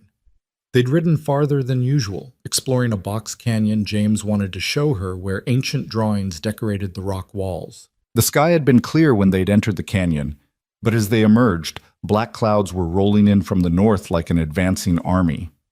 "Storm coming fast," James said, his expression tightening with concern. "We need shelter now." Lightning split the sky, followed immediately by thunder that made the horses dance nervously. The temperature dropped 20 degrees in moments, and the first fat raindrops began to fall. "There's a line shack about a mile east," James shouted over the rising wind. "Can you ride hard?" Eleanor nodded, gathering her reins. They pushed the horses into a gallop, racing the storm across the grassland. The rain hit in earnest when they were still half a mile out, soaking them instantly, turning the trail to mud. Eleanor's hat blew off, her hair whipping loose from its pins, but she bent low over Buttercup's neck and held on. The line shack appeared through the gray curtain of rain, a small log structure used by cowboys during roundups. James practically pulled Eleanor from her saddle, pushing her toward the door while he fought to secure the horses in the lean-to shelter attached to the shack's side. She stumbled inside, gasping, water streaming from her clothes. The shack was basic but clean, a single room with a potbelly stove, a narrow bunk, a table and 2 chairs, shelves with emergency supplies. Eleanor's hands shook as she tried to light the lamp, everything made difficult by her soaked clothes and the cold that had seized her muscles. James burst through the door, fighting to close it against the wind. He was soaked through, his shirt plastered to his chest, water running from his hair into his eyes. "You all right?" he asked immediately, crossing to where she stood shivering. Just cold," Eleanor managed through chattering teeth. James moved with swift efficiency, finding matches and kindling, getting a fire started in the stove. "There should be blankets in that chest," he said, indicating a wooden box near the bunk. "Get out of those wet clothes before you catch pneumonia." Eleanor hesitated, acutely aware they were alone together, miles from town, in circumstances that would destroy her reputation if anyone knew. "Eleanor," James said firmly, his back to her as he fed wood to the growing fire. "This is about survival, not propriety. I'll keep my back turned, but you need to get warm and dry now." The authority in his voice broke through her paralysis. She found 2 rough wool blankets in the chest, and behind the partial privacy of the open chest lid, she peeled off her soaked dress and petticoats, wrapping herself tightly in one blanket before draping the other around her shoulders. Her wet clothes she hung on pegs near the stove, trying not to think about how intimate this simple domestic act was. "You can turn around," she said quietly. James did, and she saw he'd removed his wet shirt, though he'd kept his trousers despite their soaked state. His chest was lean and strong from years of physical work, a few scars marking his skin with stories she didn't know. He moved to hang his shirt beside her dress, the domesticity of their garments side by side making Eleanor's breath catch. "The storm will pass," he said, though he seemed to be saying something else entirely. "These summer storms, they're violent but brief." Thunder shook the small shack, lightning illuminating everything in stark relief. Eleanor pulled the blankets tighter, moving closer to the stove's warmth. James added more wood, then sat in one of the chairs, maintaining careful distance between them. "I should apologize," he said quietly. "I shouldn't have taken you so far from town. If anyone finds out, They won't, Eleanor interrupted. And you couldn't have predicted this storm. Besides, she added with a slight smile, my reputation was already compromised the moment I arrived in Silver Creek as a jilted mail-order bride. This can hardly make things worse. You're not ruined, James said fiercely. You're the most respectable woman in Willow Springs. You teach their children, keep Margaret's books, help at church. Anyone who says otherwise will answer to me. The protectiveness in his voice warmed Eleanor more than the stove. You can't fight the whole town for my honor, James. Watch me, he said simply, and she believed he would. They sat in companionable silence, listening to the storm rage outside. The shack was warming now, the windows fogging with condensation. Eleanor felt hyper-aware of everything, the scratch of wool against her bare skin, the way firelight played across James's face and chest, the intimacy of being alone together while the world disappeared behind sheets of rain. Tell me about Sarah, she said suddenly, needing to break the tension with something real. Not the loss of her, but who she was. James's expression softened. She was tiny, barely came to my shoulder, but she had the biggest personality in any room, stubborn as a mule about things she believed in. She's the one who insisted we needed to build the ranch near water even though it meant harder work clearing the land. She was right, of course. That water's kept us going through 2 droughts. How did you meet? At a church social in Denver? I was there buying cattle, covered in trail dust, completely out of place. She marched right up to me and said I looked like I needed a decent meal and possibly a lecture about proper hygiene. He smiled at the memory. She provided both. We were married 3 months later. That's fast, Eleanor observed. When you know, James said simply. Sarah used to say that life was too short and too uncertain to waste time pretending we didn't love each other. Eleanor thought about Thomas's letters, how she'd convinced herself she loved him based on nothing but pretty words. How do you know, though? How do you tell the difference between real feeling and wishful thinking? James considered this, his eyes thoughtful. Sarah said real love makes you more yourself, not less. It doesn't ask you to shrink or pretend or perform. It sees who you are, complete with flaws and fears, and says, yes, this one. Thomas wanted me to be a character from a story, Eleanor said quietly. The devoted bride, the grateful woman, the ornament for his imaginary ranch. He never asked about my thoughts or dreams, just painted pictures of what he decided my life should be. And now? Now I'm discovering who Eleanor Parker actually is when she's not trying to be what someone else expects. She met his eyes across the small space. I like her. She's braver than I thought, stronger. She can teach children and balance books and survive storms. She can do more than survive, James said softly. She can thrive. She can transform a whole town just by being herself. The storm was beginning to ease, thunder growing distant, rain softening from violent sheets to steady patter. Their clothes were still damp but wearable. The moment of decision had arrived. Stay in this intimate shelter or brave the weather to return to propriety. We should go, James said, though reluctance colored his voice. If we leave now, we can make town before full dark. Eleanor nodded, though part of her wanted to stay in this simple shack where the outside world and its judgments couldn't reach. She turned her back while James dressed, then he did the same for her, though the simple act of putting on still damp clothes while knowing he was just feet away made her fingers fumble with normally simple buttons. The ride back was quiet. Both lost in thoughts, neither was ready to share. The storm had washed the world clean, leaving everything fresh and gleaming in the late afternoon sun that broke through the dissipating clouds. Their horses picked their way carefully through muddy patches, and James stayed close to Eleanor, ready to help if Buttercup struggled. They were a mile from town when they encountered Margaret driving her buggy toward them, her face a mask of worry that transformed to relief when she saw them. Thank God, she called. I was about to organize a search party. Where did you shelter? The old line shack near Copper Creek, James said easily. Storm caught us by surprise. Margaret's eyes took in their still damp clothes, Eleanor's hair not quite properly pinned, the careful distance they were maintaining. Something knowing flickered in her expression, but she simply said, Well, get on back to town then. Rosa's keeping supper warm, and Eleanor, you need a hot bath before you catch your death. That night, after Eleanor had bathed and changed into dry clothes, She sat in her room brushing her hair and thinking about transformation. The woman who'd stood on that depot platform weeks ago wouldn't have survived today's storm. She would have panicked, wept, been paralyzed by the impropriety of the situation. But this new Eleanor had stayed calm, done what was necessary, found strength she didn't know she possessed. A soft knock interrupted her thoughts. Rosa entered with tea and a knowing smile. The storm, it brings truth, no? Shows what people are beneath the polish. What do you mean? Mr. James, he could have taken advantage, yes? Young woman, alone, grateful for rescue. Many men would, but he is honorable, keeps his distance, protects your reputation even when no one would know. Rosa set down the tea tray. This is how you know a man's character, not in his pretty words, but in his choices when no one watches. Eleanor thought about this as she sipped her tea. James had indeed been perfectly honorable, maintaining propriety even in impossible circumstances. But she'd also seen the way his eyes had traced her face in the firelight, felt the tension in the space between them, recognized the want that matched her own growing feelings. The next morning, at breakfast, O'Brien was full of jokes about the storm.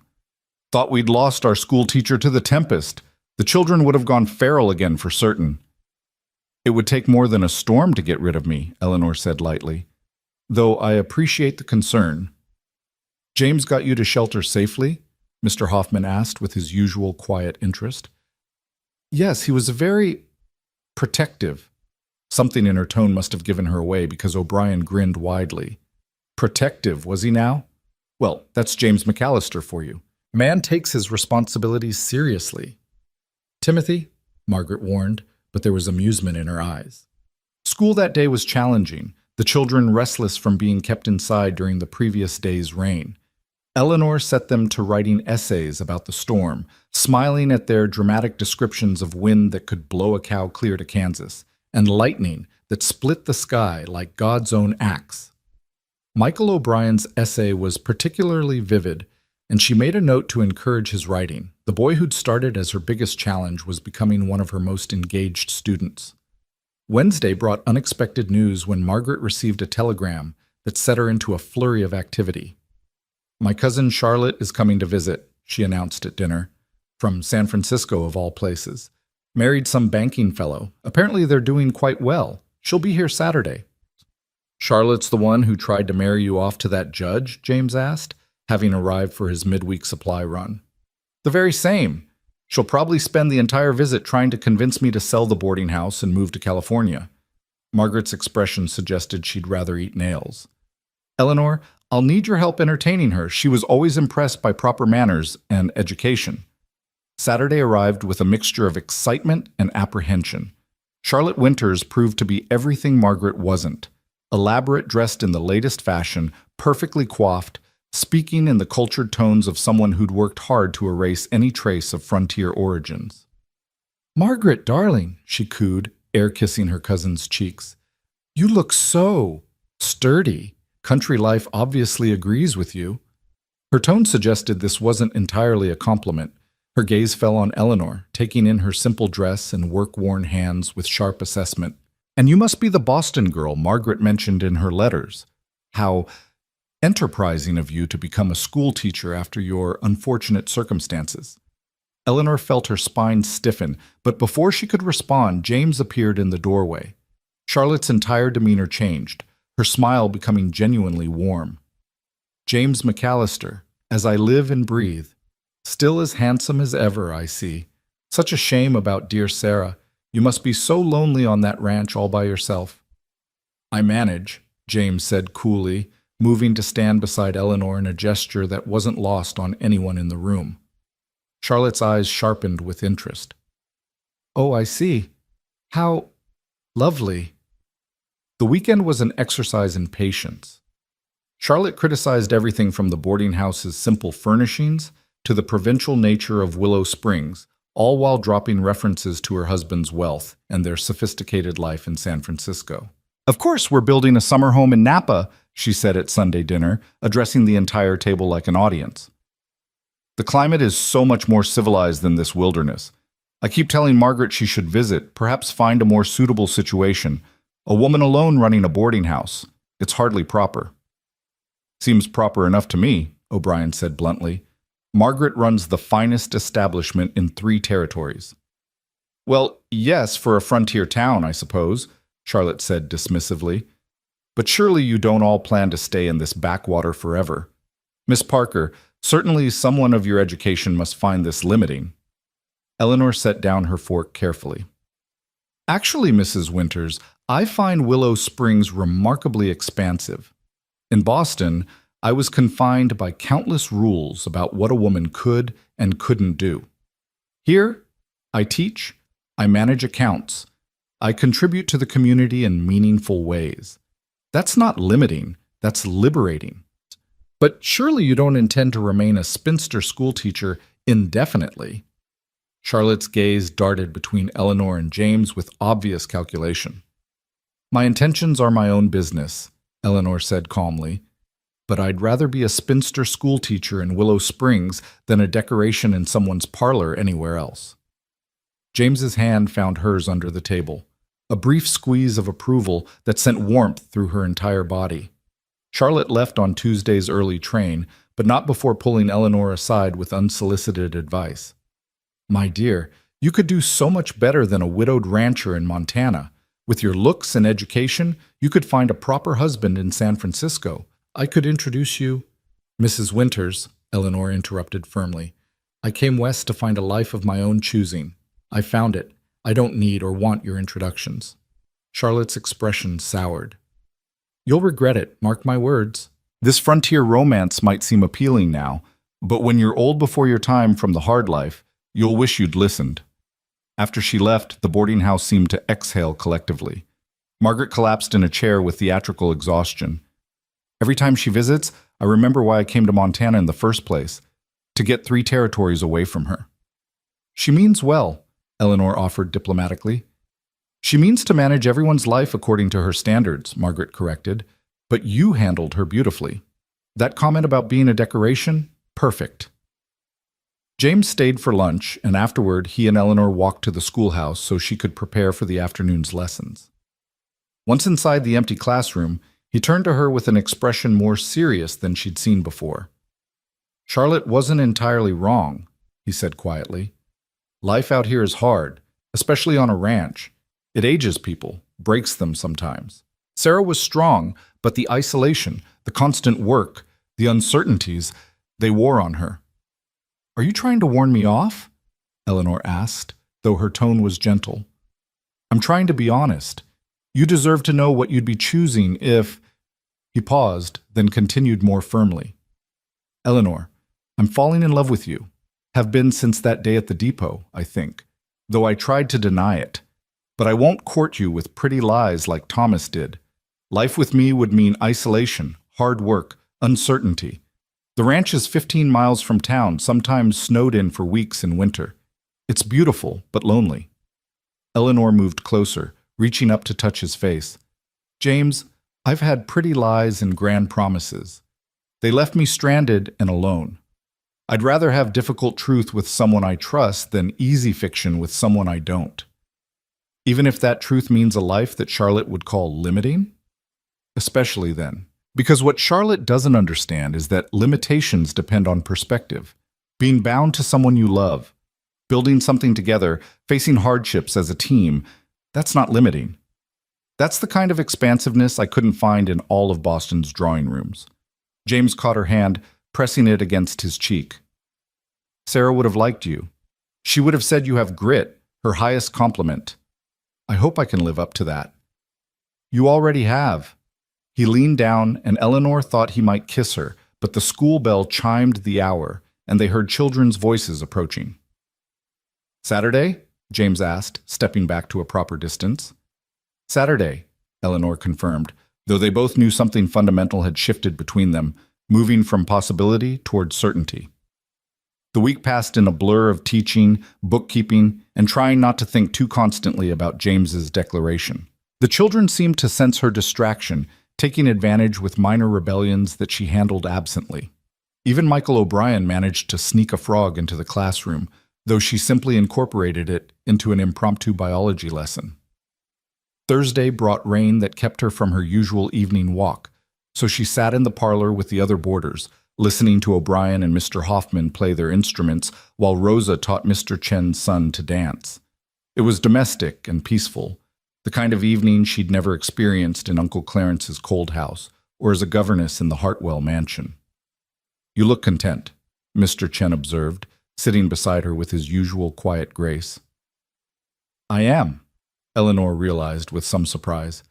"More content than I've ever been." "Contentment is not about having everything," he said in his thoughtful way. "It's about recognizing the value of what you have." "And I have more than I ever expected when I stepped off that train," Eleanor admitted. "Yet you still want more?" It wasn't criticism, just observation. "Is it wrong to want more when you're already grateful for what you have?" Mr. Chen smiled. Gratitude and ambition can exist together. The key is ensuring one doesn't poison the other. Friday evening, Margaret pulled Eleanor aside after supper. "James sent word. He wants to show you the ranch tomorrow. The actual ranch, not just rides around the countryside." Eleanor's heart jumped. Visiting his ranch felt significant, like crossing a threshold from courtship into something more serious. "What do you think?" "I think my brother doesn't invite people to the ranch. Hasn't since Sarah died. The fact that he wants to show it to you means something." Margaret studied her carefully. "The question is whether you're ready for what it means." That night, Eleanor barely slept. She knew that tomorrow would be pivotal, that James was offering her a glimpse of what life with him would actually entail.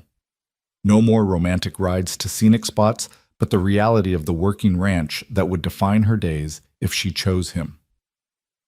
Saturday dawned clear and bright, the kind of perfect June day that made Montana look like paradise. James arrived early, his expression serious but his eyes warm when they found Eleanor. "It's a longer ride," he warned, "and the ranch, it's not fancy. It's just a working spread, built for function, not beauty." "I'm not looking for fancy," Eleanor reminded him. "I've had enough of facades to last a lifetime." The ride took 2 hours, following trails through valleys and over ridges, the landscape gradually changing from the settled areas near town to wilder country. They talked little, both understanding that this journey was about more than just covering distance.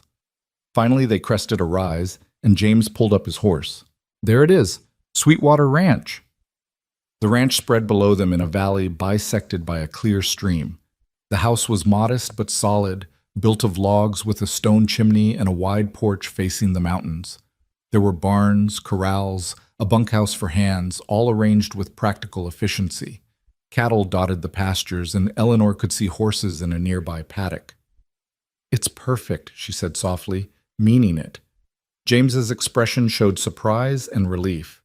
"You haven't seen the inside yet, and the barn needs repair. The fences constantly need mending. James?" Eleanor interrupted gently. "I see a home built with care, land that's been well managed, a place where life has been lived honestly. That's beautiful to me." They rode down to the house, and James helped her dismount with hands that lingered a moment at her waist. The porch was deep and welcoming, with a bench that faced the sunset and hooks for coats and equipment. The door was solid oak, carved with simple designs that spoke of craftsmanship. Inside, Eleanor could see Sarah's influence everywhere, from the carefully arranged kitchen to the quilts on the furniture. But there was dust, too, the slight neglect of a house where only one person lived, and that person spent most of his time outdoors. "I haven't changed much," James said, almost apologetically. "Couldn't bring myself to at first, and then it just became easier to leave things as they were." Eleanor moved through the room slowly, seeing both what was and what could be. The bones of the house were good. Solid construction, thoughtful layout, plenty of windows to let in light. It needed attention, care, a woman's touch, but not in the decorative way Charlotte would have meant. It needed someone to make it alive again. "Show me the rest," she said. They toured the outbuildings, James explaining the operation, the challenges of ranch life, the isolation during winter storms. He introduced her to his 2 ranch hands, Tom and Eddie, young men who seemed devoted to James and curious about Eleanor. He showed her the horses he was training, the creek where Sarah had planted a vegetable garden that had gone wild, the rise where they planned to build a larger barn. "It's a lot of work," James said as they stood by the creek. "Endless, really. Something always needs fixing or tending. Sarah used to say the ranch was like a demanding child that never grew up. But you love it. I do. It's honest work, building something that lasts. Every improvement, every successful season, every new foal, it all adds up to something bigger than just survival. Eleanor knelt by the abandoned garden, pulling away dead growth to reveal green shoots underneath, volunteers from Sarah's original plantings still trying to grow. Things want to live, she said softly. Even neglected things, given half a chance. When she stood, James was watching her with an expression that made her breath catch. Eleanor, I need to know, could you be happy here? Really happy, not just making the best of it? She looked around at the mountains that stood like guardians, at the creek singing over stones, at the house waiting to be loved again, at the man who'd saved her from despair and offered her something real instead of pretty lies. I could be more than happy, she said. I could be home. James crossed the distance between them in 2 strides, his hands framing her face. I love you, he said simply, not with poetry or promises I can't keep, but with everything I have and am. It's not much, a ranch, a hope for the future, a heart that's been broken but still works. But it's yours if you want it. James? Eleanor whispered, tears she didn't try to hide sliding down her cheeks. It's everything. You're everything. He kissed her then, there by the creek where his first wife had planted gardens, where life persisted despite neglect, where the future waited to be built. It wasn't Eleanor's first kiss. Thomas's fictional persona had inspired a few chaste embraces with local Boston boys when she was younger, but it was the first that felt real, grounded, true. When they pulled apart, both breathing unsteadily, James rested his forehead against hers.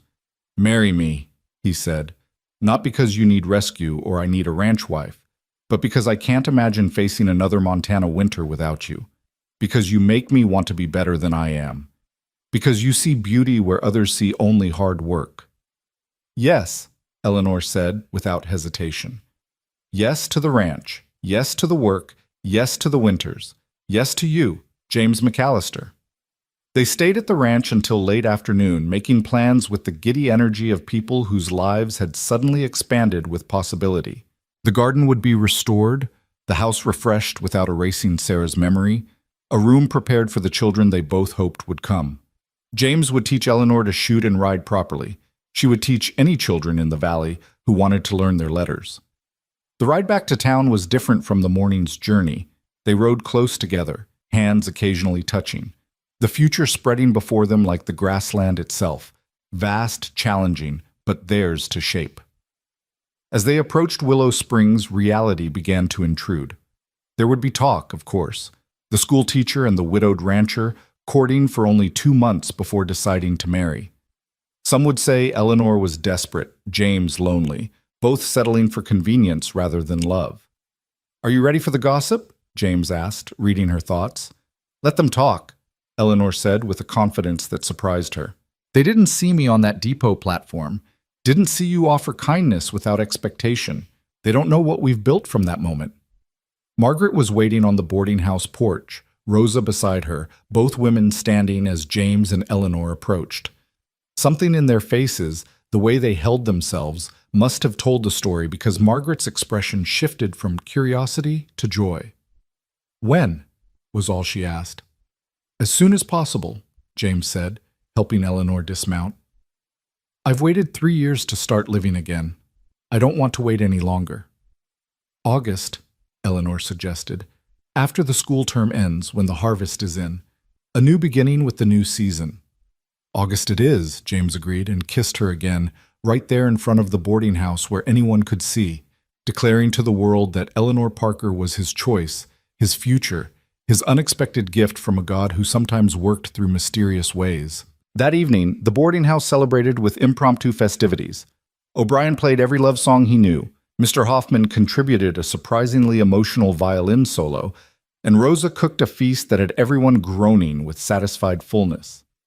Mr. Chen offered a toast in carefully practiced English about destiny and courage, while his son shyly gave Eleanor a drawing of the schoolhouse with "Congratulations, Miss Parker," written in his best hand. You'll need a wedding dress, Margaret said practically. We can send to Denver for fabric, or Eleanor thought of the white silk dress in her trunk, sewn with such hope for a different wedding, a different life. I have one, she said quietly. It might need alterations, but I have one. Later, alone in her room, she pulled out the dress she'd made for Thomas Whitmore. The silk was still pristine, the pearl buttons still gleaming, but it looked different to her now. Not a symbol of foolish dreams, but of resilience, of a journey that had led her through deception to truth, through abandonment to real love. She would wear it to marry James, this dress sewn with hope that had been disappointed, then redirected. It seemed fitting somehow, nothing wasted, everything transformed. The news of their engagement spread through Willow Springs like wildfire on dry grass. By Monday morning, Eleanor faced a classroom of children whose eyes sparkled with barely contained curiosity. Even her usually best-behaved students whispered behind their hands, and Michael O'Brien finally burst out with what everyone was thinking. "Miss Parker, is it true you're going to marry Mr. McAllister and leave us?" Eleanor set down her chalk carefully, turning to face the anxious faces. "I am going to marry Mr. McAllister," she confirmed, watching as excitement and dismay warred on young faces. "But I'm not leaving you. After the wedding, I'll be living at the ranch, but there are children in that valley who need schooling too. I'm hoping to start a small school there, and any of you who want to continue learning will always be welcome." "But it's so far," little Emma Chen said, her voice wobbling.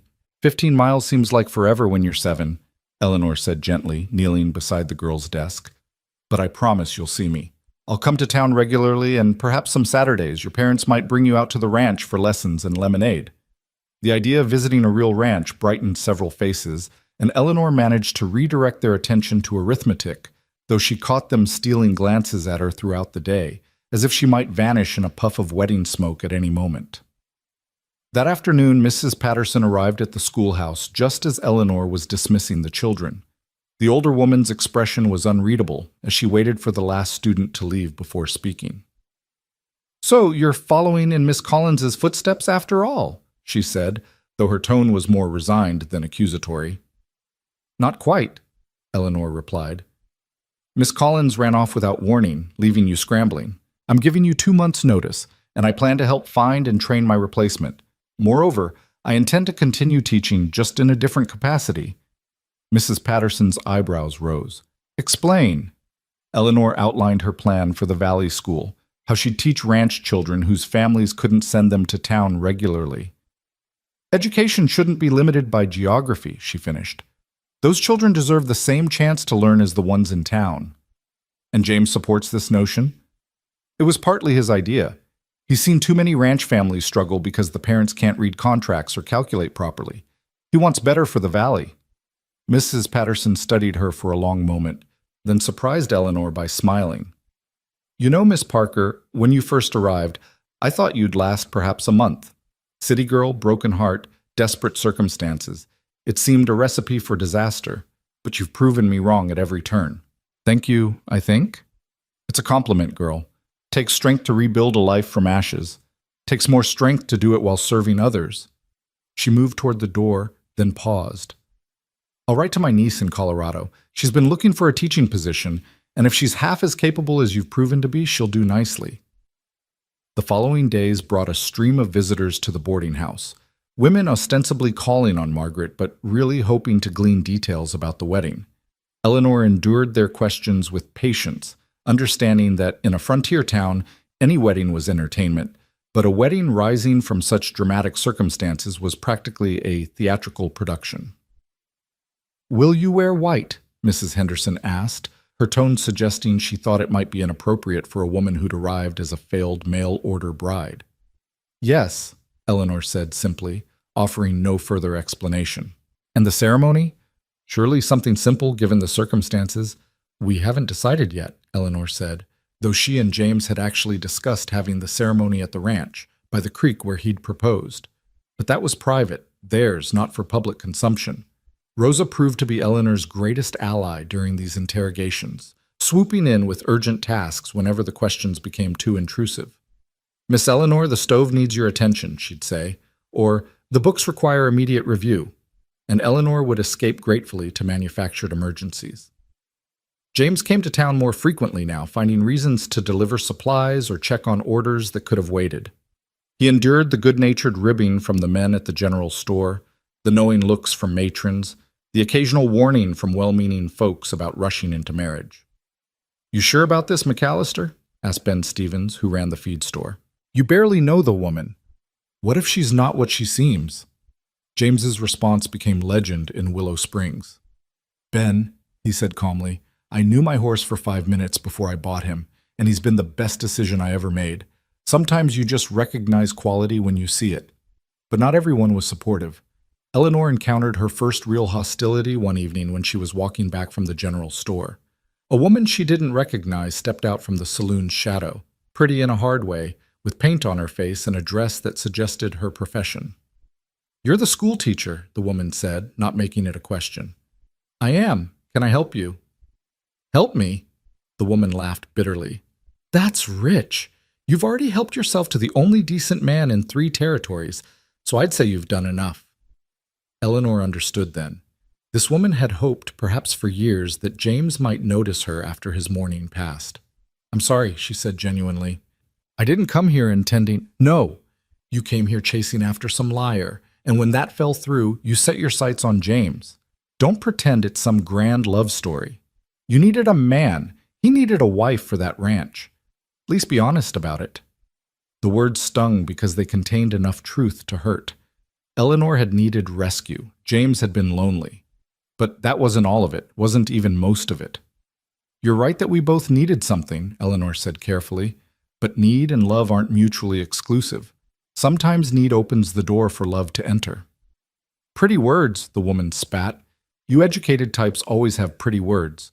But when ranch life gets hard, when you're isolated and exhausted and he's more interested in cattle than conversation, remember that some of us would have been grateful for that life." She walked away before Eleanor could respond, leaving her shaken. That night she told James about the encounter as they sat on the boarding house porch, the evening sounds of the town drifting around them. "That would be Lily," James said quietly. "She's been at the Silver Dollar for 5 years. Lost her husband in a mining accident, turned to the only work available. She's spoken to me a few times, made her interest clear." "And you never—" "No. She's a good woman in bad circumstances, but I couldn't offer what she needed, respectability, a way out of that life. Marrying a saloon girl, even a widow forced into it, would have destroyed both our reputations. The ranch would have suffered, business would have dried up." He sighed.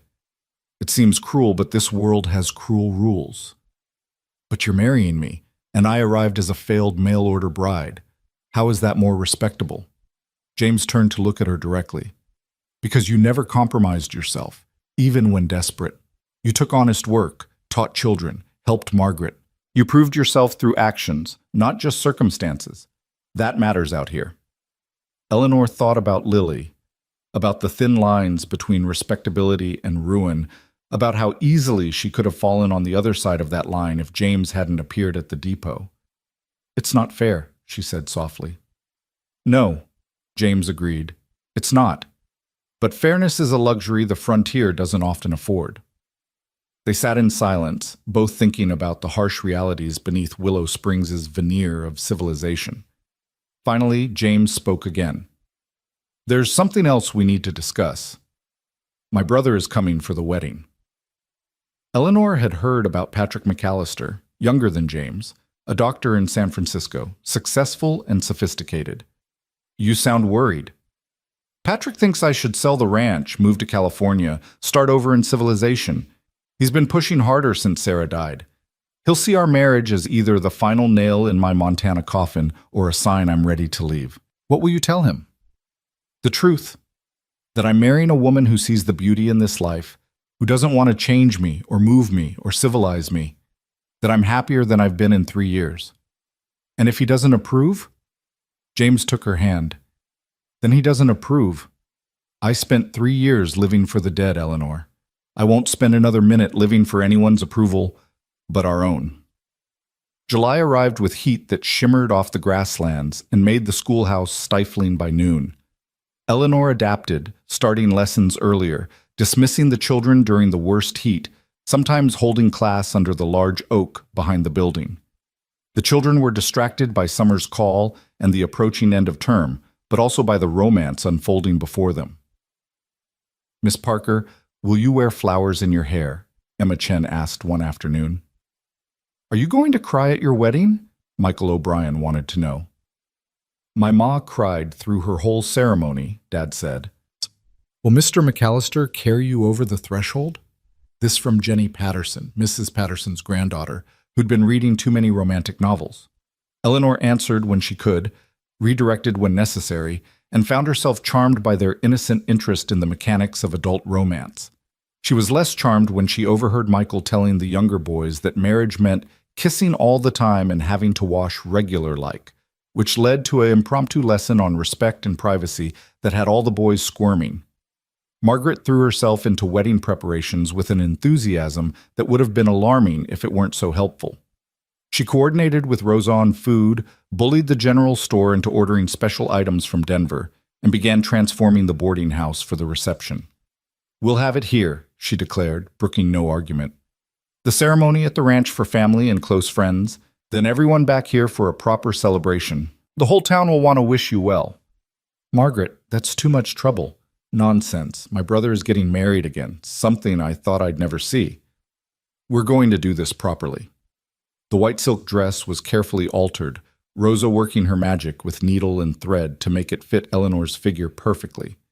The style was perhaps too formal for a ranch wedding, but Eleanor didn't care. This dress had carried her hopes across the continent. It would see them fulfilled, just differently than originally planned. 2 weeks before the wedding, a letter arrived that made Eleanor's hands shake. The return address was Boston, Uncle Clarence's precise handwriting unmistakable. She opened it in the privacy of her room, bracing for condemnation. "Eleanor," it read, "your letter was brief but clear. You have found employment, and I gather a life of your own choosing. I will not pretend I approve of your methods or decisions. However, I must acknowledge a certain admiration for your tenacity. Your mother had the same stubborn streak, though she learned to hide it better. I have enclosed a bank draft for $200. It is not charity, but rather your portion of the recent sale of your father's remaining business assets, which I managed to recover after considerable effort. Use it wisely. I do not expect we will correspond again, but know that despite our differences, I wish you well in your frontier life. Your Aunt Elizabeth sends her regards. Clarence Morrison." Eleanor stared at the bank draft. A fortune by her current standards. $200 would buy livestock, improvements for the ranch, security against bad years. But more than the money, it was the grudging respect in her uncle's words that made her eyes fill. He would never say he was proud of her, but this was as close as Clarence Morrison could come to approval. She showed James the letter that evening, watched his eyes widen at the amount. "That changes things," he said carefully. "You could be independent with that money. You don't have to marry me for security." Eleanor took his face in her hands. "James McAllister, I thought we established I'm not marrying you for security. I'm marrying you because you make me laugh, because you see me clearly, because you offered kindness without expectation. The money doesn't change that. It just means we can buy those horses you've been wanting and maybe glass windows for the kitchen." He kissed her then, deeply, passionately, right there on Main Street where anyone could see. When they broke apart, both breathing hard, he said, "Glass windows and horses. You really do understand me." Patrick McAllister arrived 3 days before the wedding, stepping off the train looking like he'd brought San Francisco with him. Tall like James, but lean where his brother was broad, dressed in a suit that probably cost more than Eleanor's entire wardrobe, he surveyed Willow Springs with barely concealed dismay. "James," he said, embracing his brother briefly, "you look well? Ranch life still agrees with you, I see." "It does," James said simply. "Patrick, this is Eleanor." Patrick's assessment was thorough and not entirely friendly. "Miss Parker, I've heard so much about you, the mysterious woman from Boston who captured my brother's heart in record time." 2 months is hardly record time, Eleanor said calmly. "People have married with less acquaintance. And lived to regret it." "Patrick," James warned, "I'm simply pointing out that my brother has a ranch worth considerable money, and it's natural to wonder about the motivations of someone who arrives penniless and leaves married to property." Eleanor felt heat rise in her cheeks but kept her voice level. You're right to be protective of your brother. Families should look out for each other. But if you think I'm after his money, you're welcome to investigate my circumstances. You'll find I've been supporting myself through teaching and bookkeeping, that I've refused charity when offered, and that I actually have my own resources now. I'm marrying James because I love him, not his ranch. Love, Patrick said skeptically. After 2 months. After a lifetime of knowing what love isn't, Eleanor shot back. I've seen false love, desperate love, practical love. What I have with James is none of those things. It's true and strong and worth defending, even from well-meaning brothers. Something shifted in Patrick's expression. Surprise, perhaps, or grudging respect. You're not what I expected, he admitted. Good, Eleanor said. James deserves better than expected. The evening before the wedding, Willow Springs threw an impromptu party at the boarding house. O'Brien played his guitar, Mr. Hoffman his violin, and someone had brought a fiddle.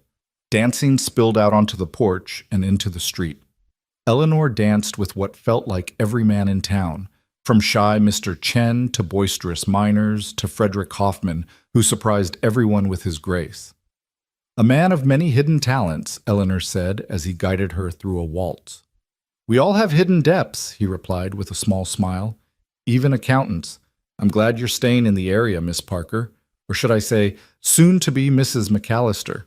This town would be dimmer without you. James claimed her for the last dance, a slow melody that O'Brien sang in Irish, the words unknown but the sentiment clear. They swayed together, oblivious to the watching crowd, lost in the promise of tomorrow. Nervous? James whispered. Terrified, Eleanor admitted, but the good kind of terrified. The kind that means you're about to do something that matters. Sarah used to say that fear and excitement are the same feeling, just wearing different clothes. Sarah was wise. She was. She would have liked you, I think, would have said you have good sense and better courage. As the evening wound down, Margaret pulled Eleanor aside. I have something for you. She pressed a small box into Eleanor's hands. Inside was a delicate silver locket, worn smooth with age. This was our mother's. I wore it at my wedding. Sarah wore it at hers. It should be worn at James's second wedding, too. Eleanor's eyes filled. Margaret, I couldn't. You can and you will. You're family now, or will be tomorrow.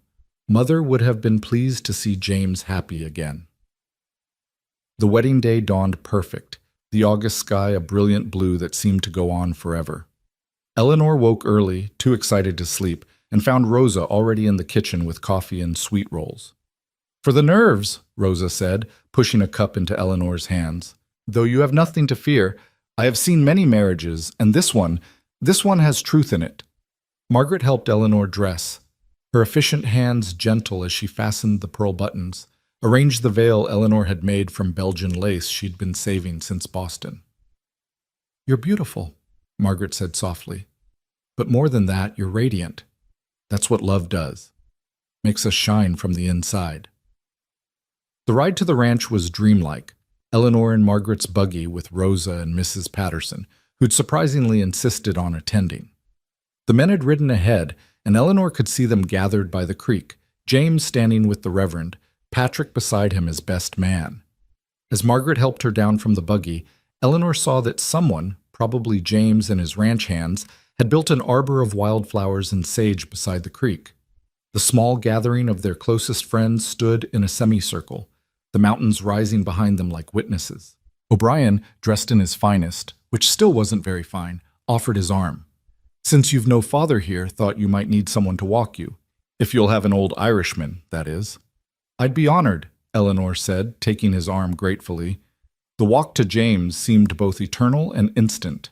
She saw Patrick's surprised approval at her appearance, Mrs. Patterson dabbing her eyes, Mr. Chen and his family beaming, the ranch hands grinning. But mostly she saw James, his face transformed with joy and something like awe as she approached. You came, he said softly when she reached him. Did you doubt? Never. But seeing you here in this place, wearing that dress, it's like every broken piece of the last 3 years just mended itself. Reverend Mills cleared his throat. Dearly beloved, we gather today beside the waters that sustain this land, beneath the sky that shelters it, to join Eleanor Parker and James McAllister in holy matrimony. The ceremony was simple, their vows traditional with personal additions. James promised not just to love and cherish, but to respect Eleanor's mind and support her dreams. Eleanor promised not just to honor and obey, but to build beside him and find joy in the journey. When Reverend Mills pronounced them married, James kissed her with a tenderness that had Rosa crying and O'Brien cheering. "Ladies and gentlemen," Reverend Mills announced with a smile, "I present Mr. and Mrs. James McAllister." The reception at the boarding house was a blur of congratulations, food, dancing, and laughter. The entire town seemed to have crowded in, even those who'd been skeptical now caught up in the celebration. Eleanor changed into a simpler dress for dancing, and she and James led the first dance to thunderous applause. "No regrets?" James asked as they waltzed to Hoffman's violin. "Only that we didn't meet sooner," Eleanor replied. "Then we might not have been ready for each other. Sarah used to say timing is everything, that people meet when they're meant to, not before." Eleanor thought about the woman she'd been in Boston, the desperate girl on the depot platform, the gradually strengthening person she'd become in Willow Springs. She was right. We met exactly when we should have. As the afternoon wore on, Patrick approached Eleanor where she was catching her breath between dances. "I owe you an apology," he said stiffly. "I misjudged you." "You were protecting your brother, I understand." "It's more than that." He looked across the room to where James was laughing with O'Brien. "I haven't seen him laugh like that since Sarah died. Haven't seen him look forward instead of back. You've given him something I couldn't, a reason to live instead of just survive." "He gave me the same thing," Eleanor said softly. Patrick smiled then, the first genuine warmth she'd seen from him. "Then you're well matched. I still think ranch life is insane, but if anyone can make it work, it's you two stubborn fools." As evening approached, Eleanor and James prepared to leave for the ranch. Their friends gathered outside the boarding house, throwing rice and flower petals, calling out blessings and good wishes. James helped Eleanor onto the wagon seat. They'd return for her belongings tomorrow, but tonight it would be just them. "Ready to go home?" he asked. "I've been ready since that first day you showed it to me," Eleanor replied. The ride to the ranch was quiet, both of them processing the day's emotions. As they crested the final ridge and the ranch spread below them in the golden evening light, Eleanor felt something settle in her chest, a sense of rightness, of arrival, of journey's end and beginning all at once.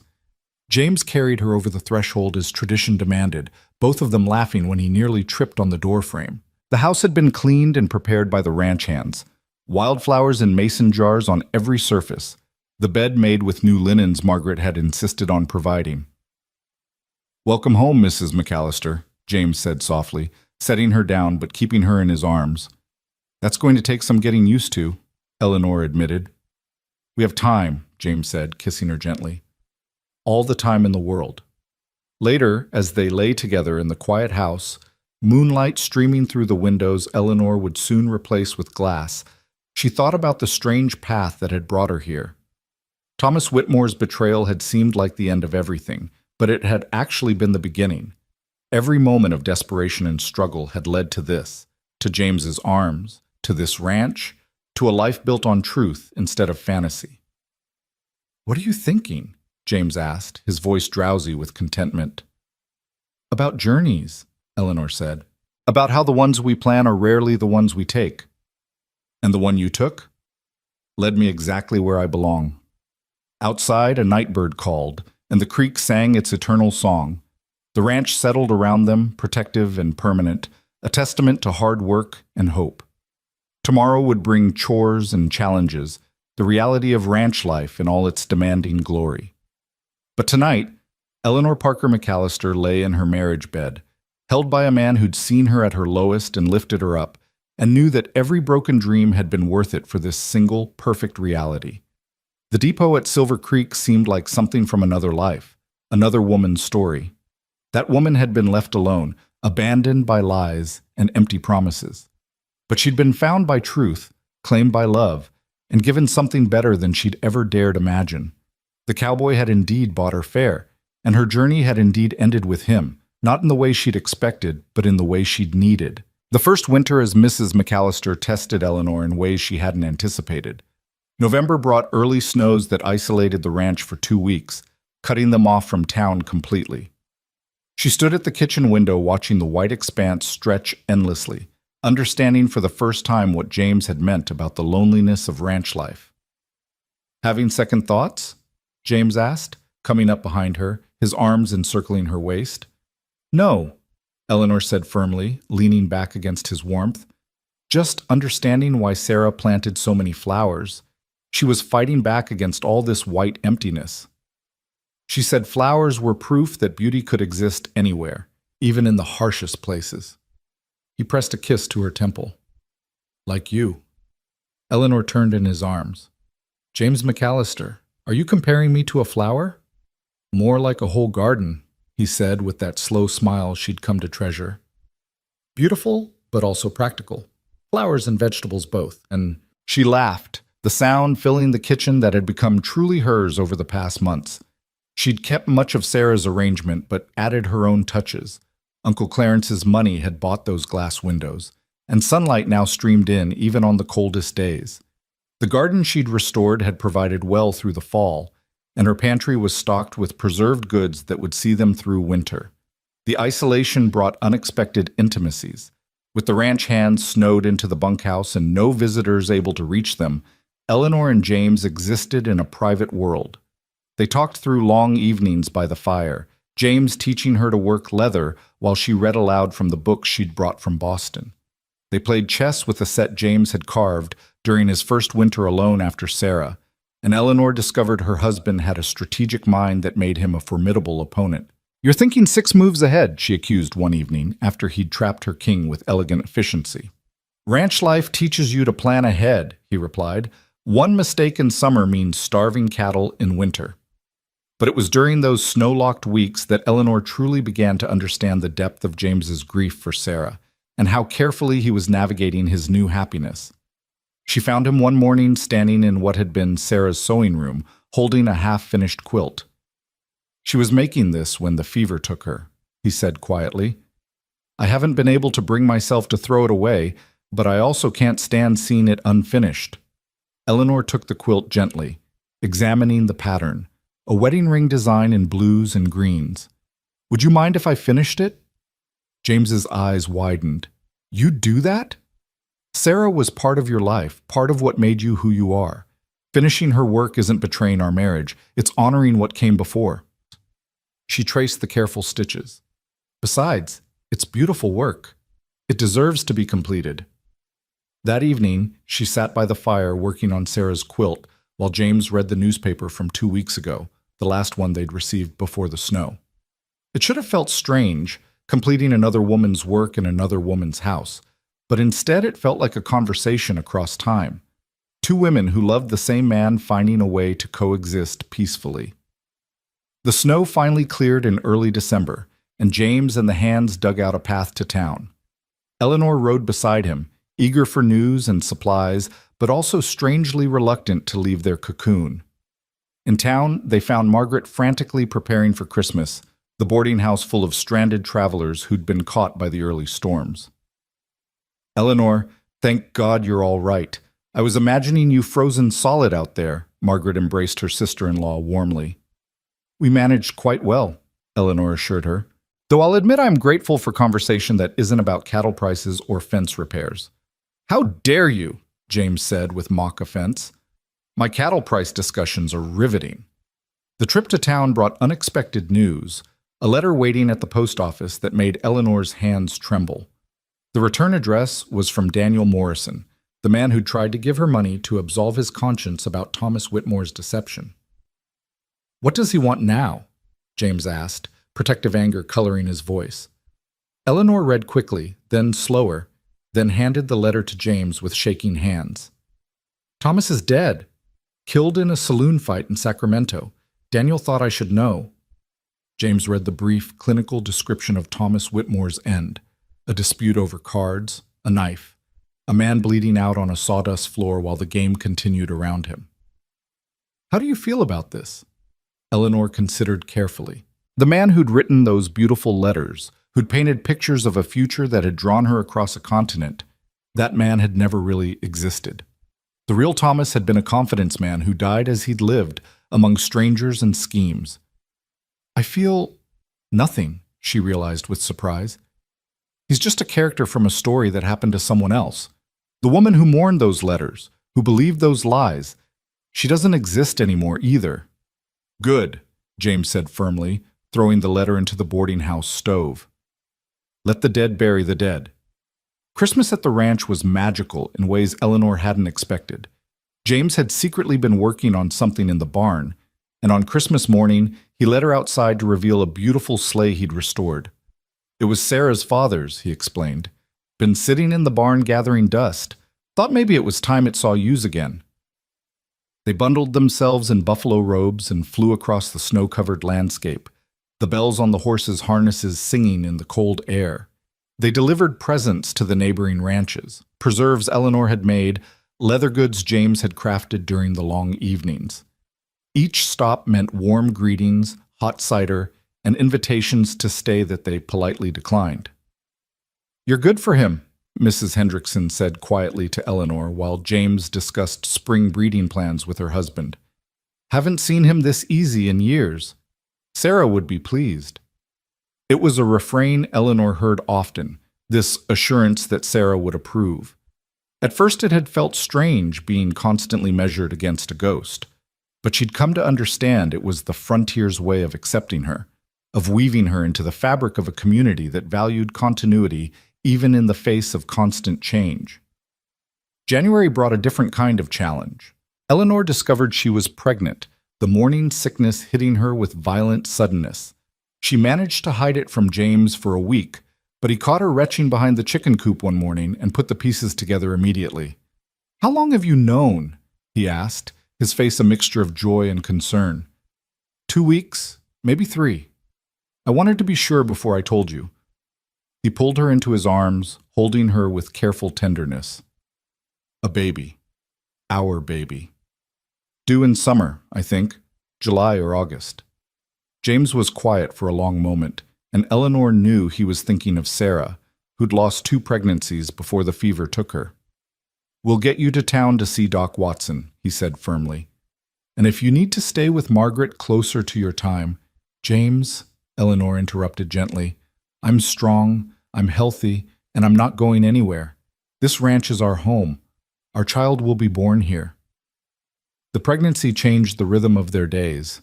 James became almost comically protective, trying to prevent her from lifting anything heavier than a teacup, until Eleanor firmly reminded him that pioneer women had been having babies while maintaining homesteads for generations. They compromised. She would avoid the heaviest work, but wouldn't be treated like an invalid.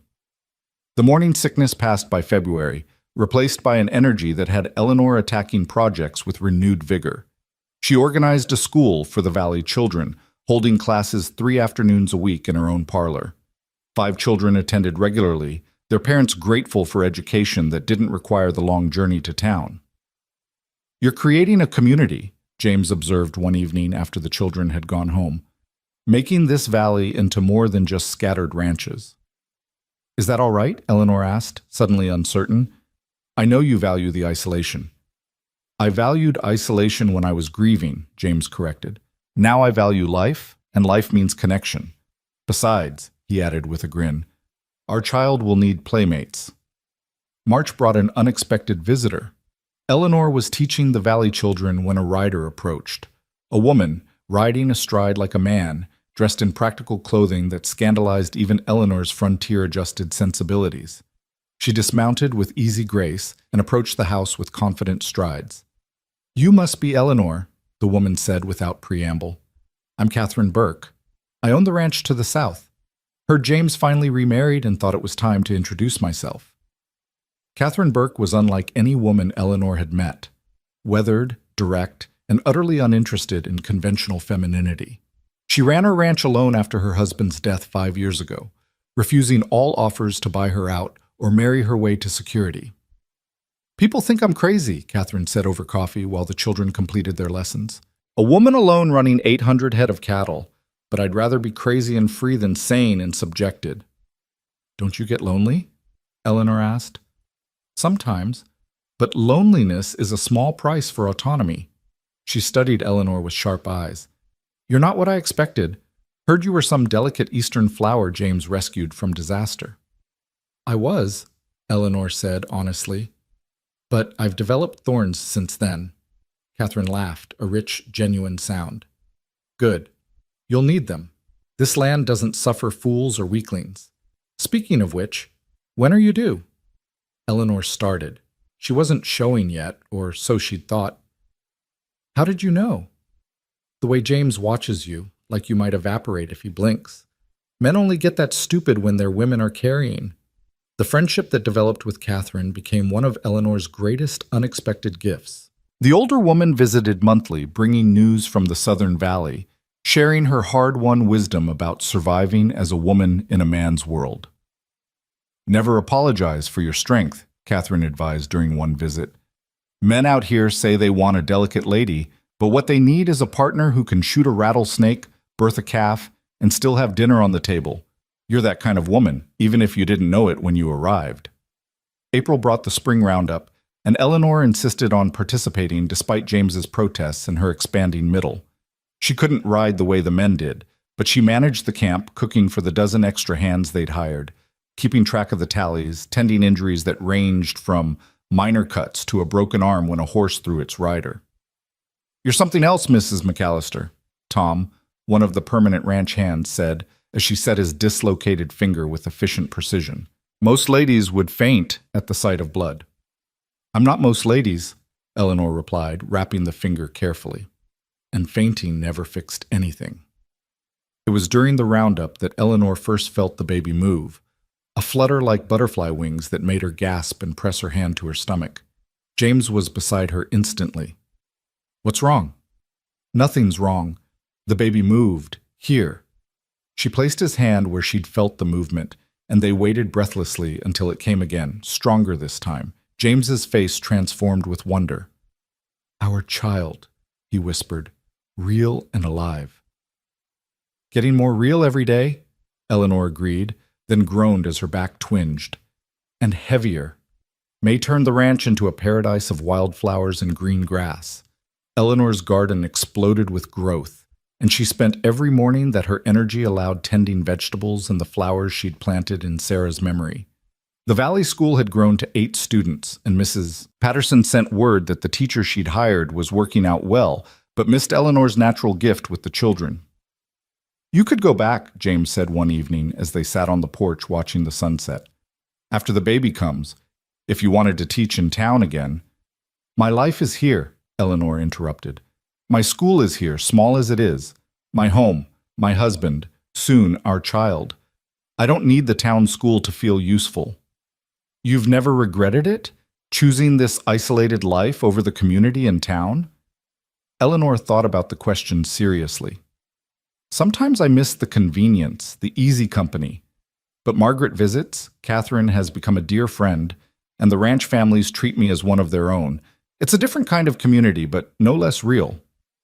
June arrived with oppressive heat that made Eleanor's pregnancy increasingly uncomfortable. She could no longer hide her condition, her belly round and prominent, her gait the distinctive waddle of late pregnancy. Doc Watson visited, pronouncing her healthy but warning that first babies often came late.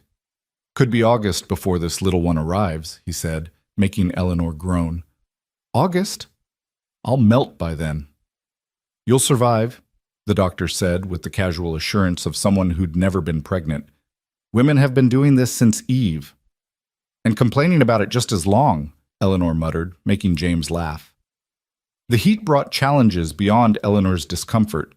Water became scarce as the creek ran low, and James spent long days with the hands moving cattle to better grazing. Eleanor managed what she could from the house, keeping the garden alive with careful water management, preserving everything she could against the lean months that might come. It was during one of those blazing afternoons that Patrick arrived unexpectedly, his city clothes wilting in the heat. He'd sent no word of his coming, and Eleanor found him at her door looking uncharacteristically uncertain. "Patrick, what brings you here?" I wanted to see James," And you? How are you? His eyes went to her obvious pregnancy. I see congratulations are in order. Thank you. James is out with the cattle, but he should be back by evening. Come in. Get out of this heat. Patrick followed her inside, accepting the cold tea she offered gratefully. He seemed different from the suspicious man who'd attended their wedding, older somehow, though only months had passed. I owe you another apology, he said abruptly, and an explanation. You owe me nothing, Eleanor said, lowering herself carefully into a chair. I do. You see, I was engaged myself back in San Francisco. A beautiful woman, perfect society credentials, everything a rising doctor could want in a wife. His voice turned bitter. Turned out she was more interested in my projected income than in me. She broke the engagement when she found someone wealthier. I'm sorry, Eleanor said genuinely.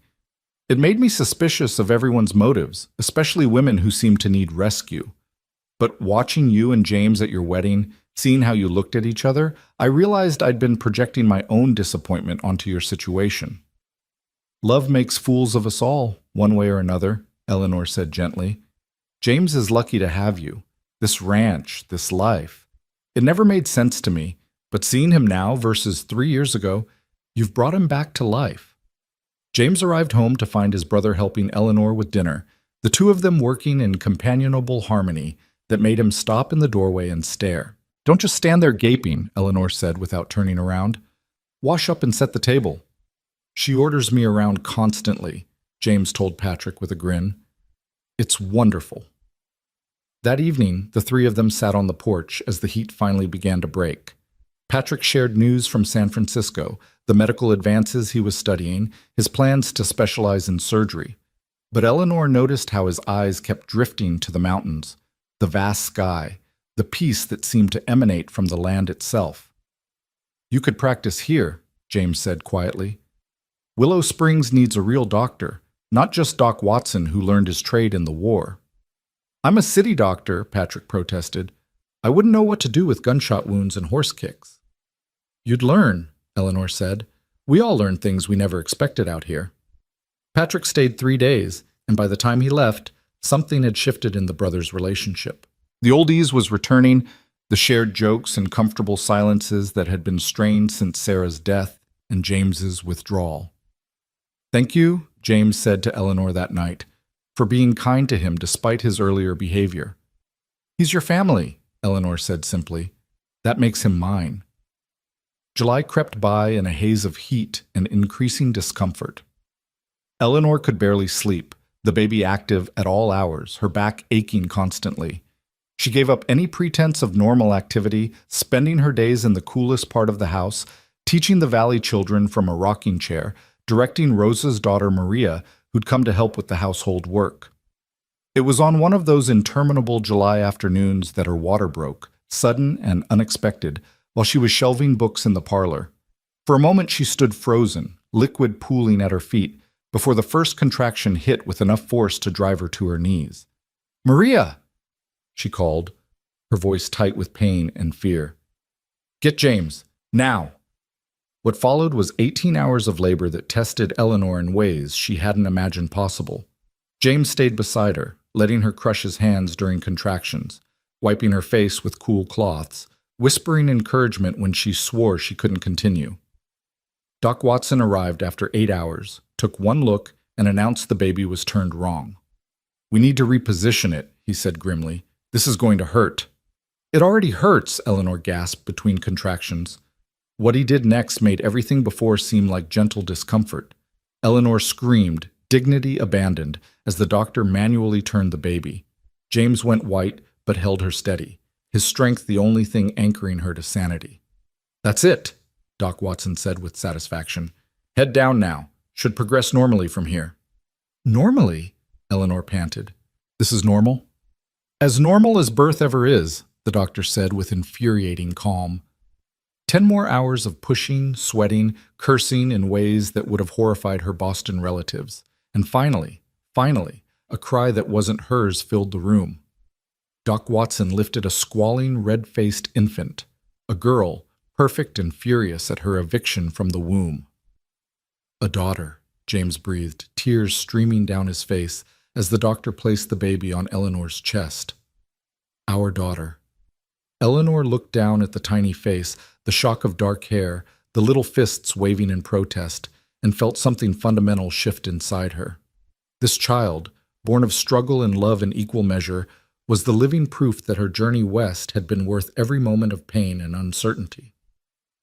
"What shall we call her?" James asked, his finger stroking the baby's impossibly soft cheek. "Sarah," Eleanor said without hesitation.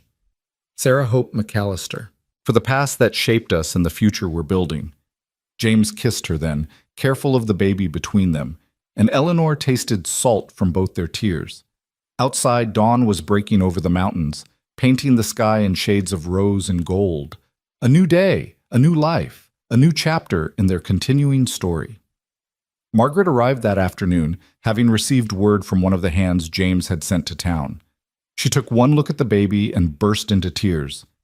"She looks like Mother," she said, gathering her niece with practiced ease. "Same chin, same stubborn set to the mouth. She'll be a force to reckon with." "Like her aunt," Eleanor said with a tired smile. "And her mother," Margaret countered.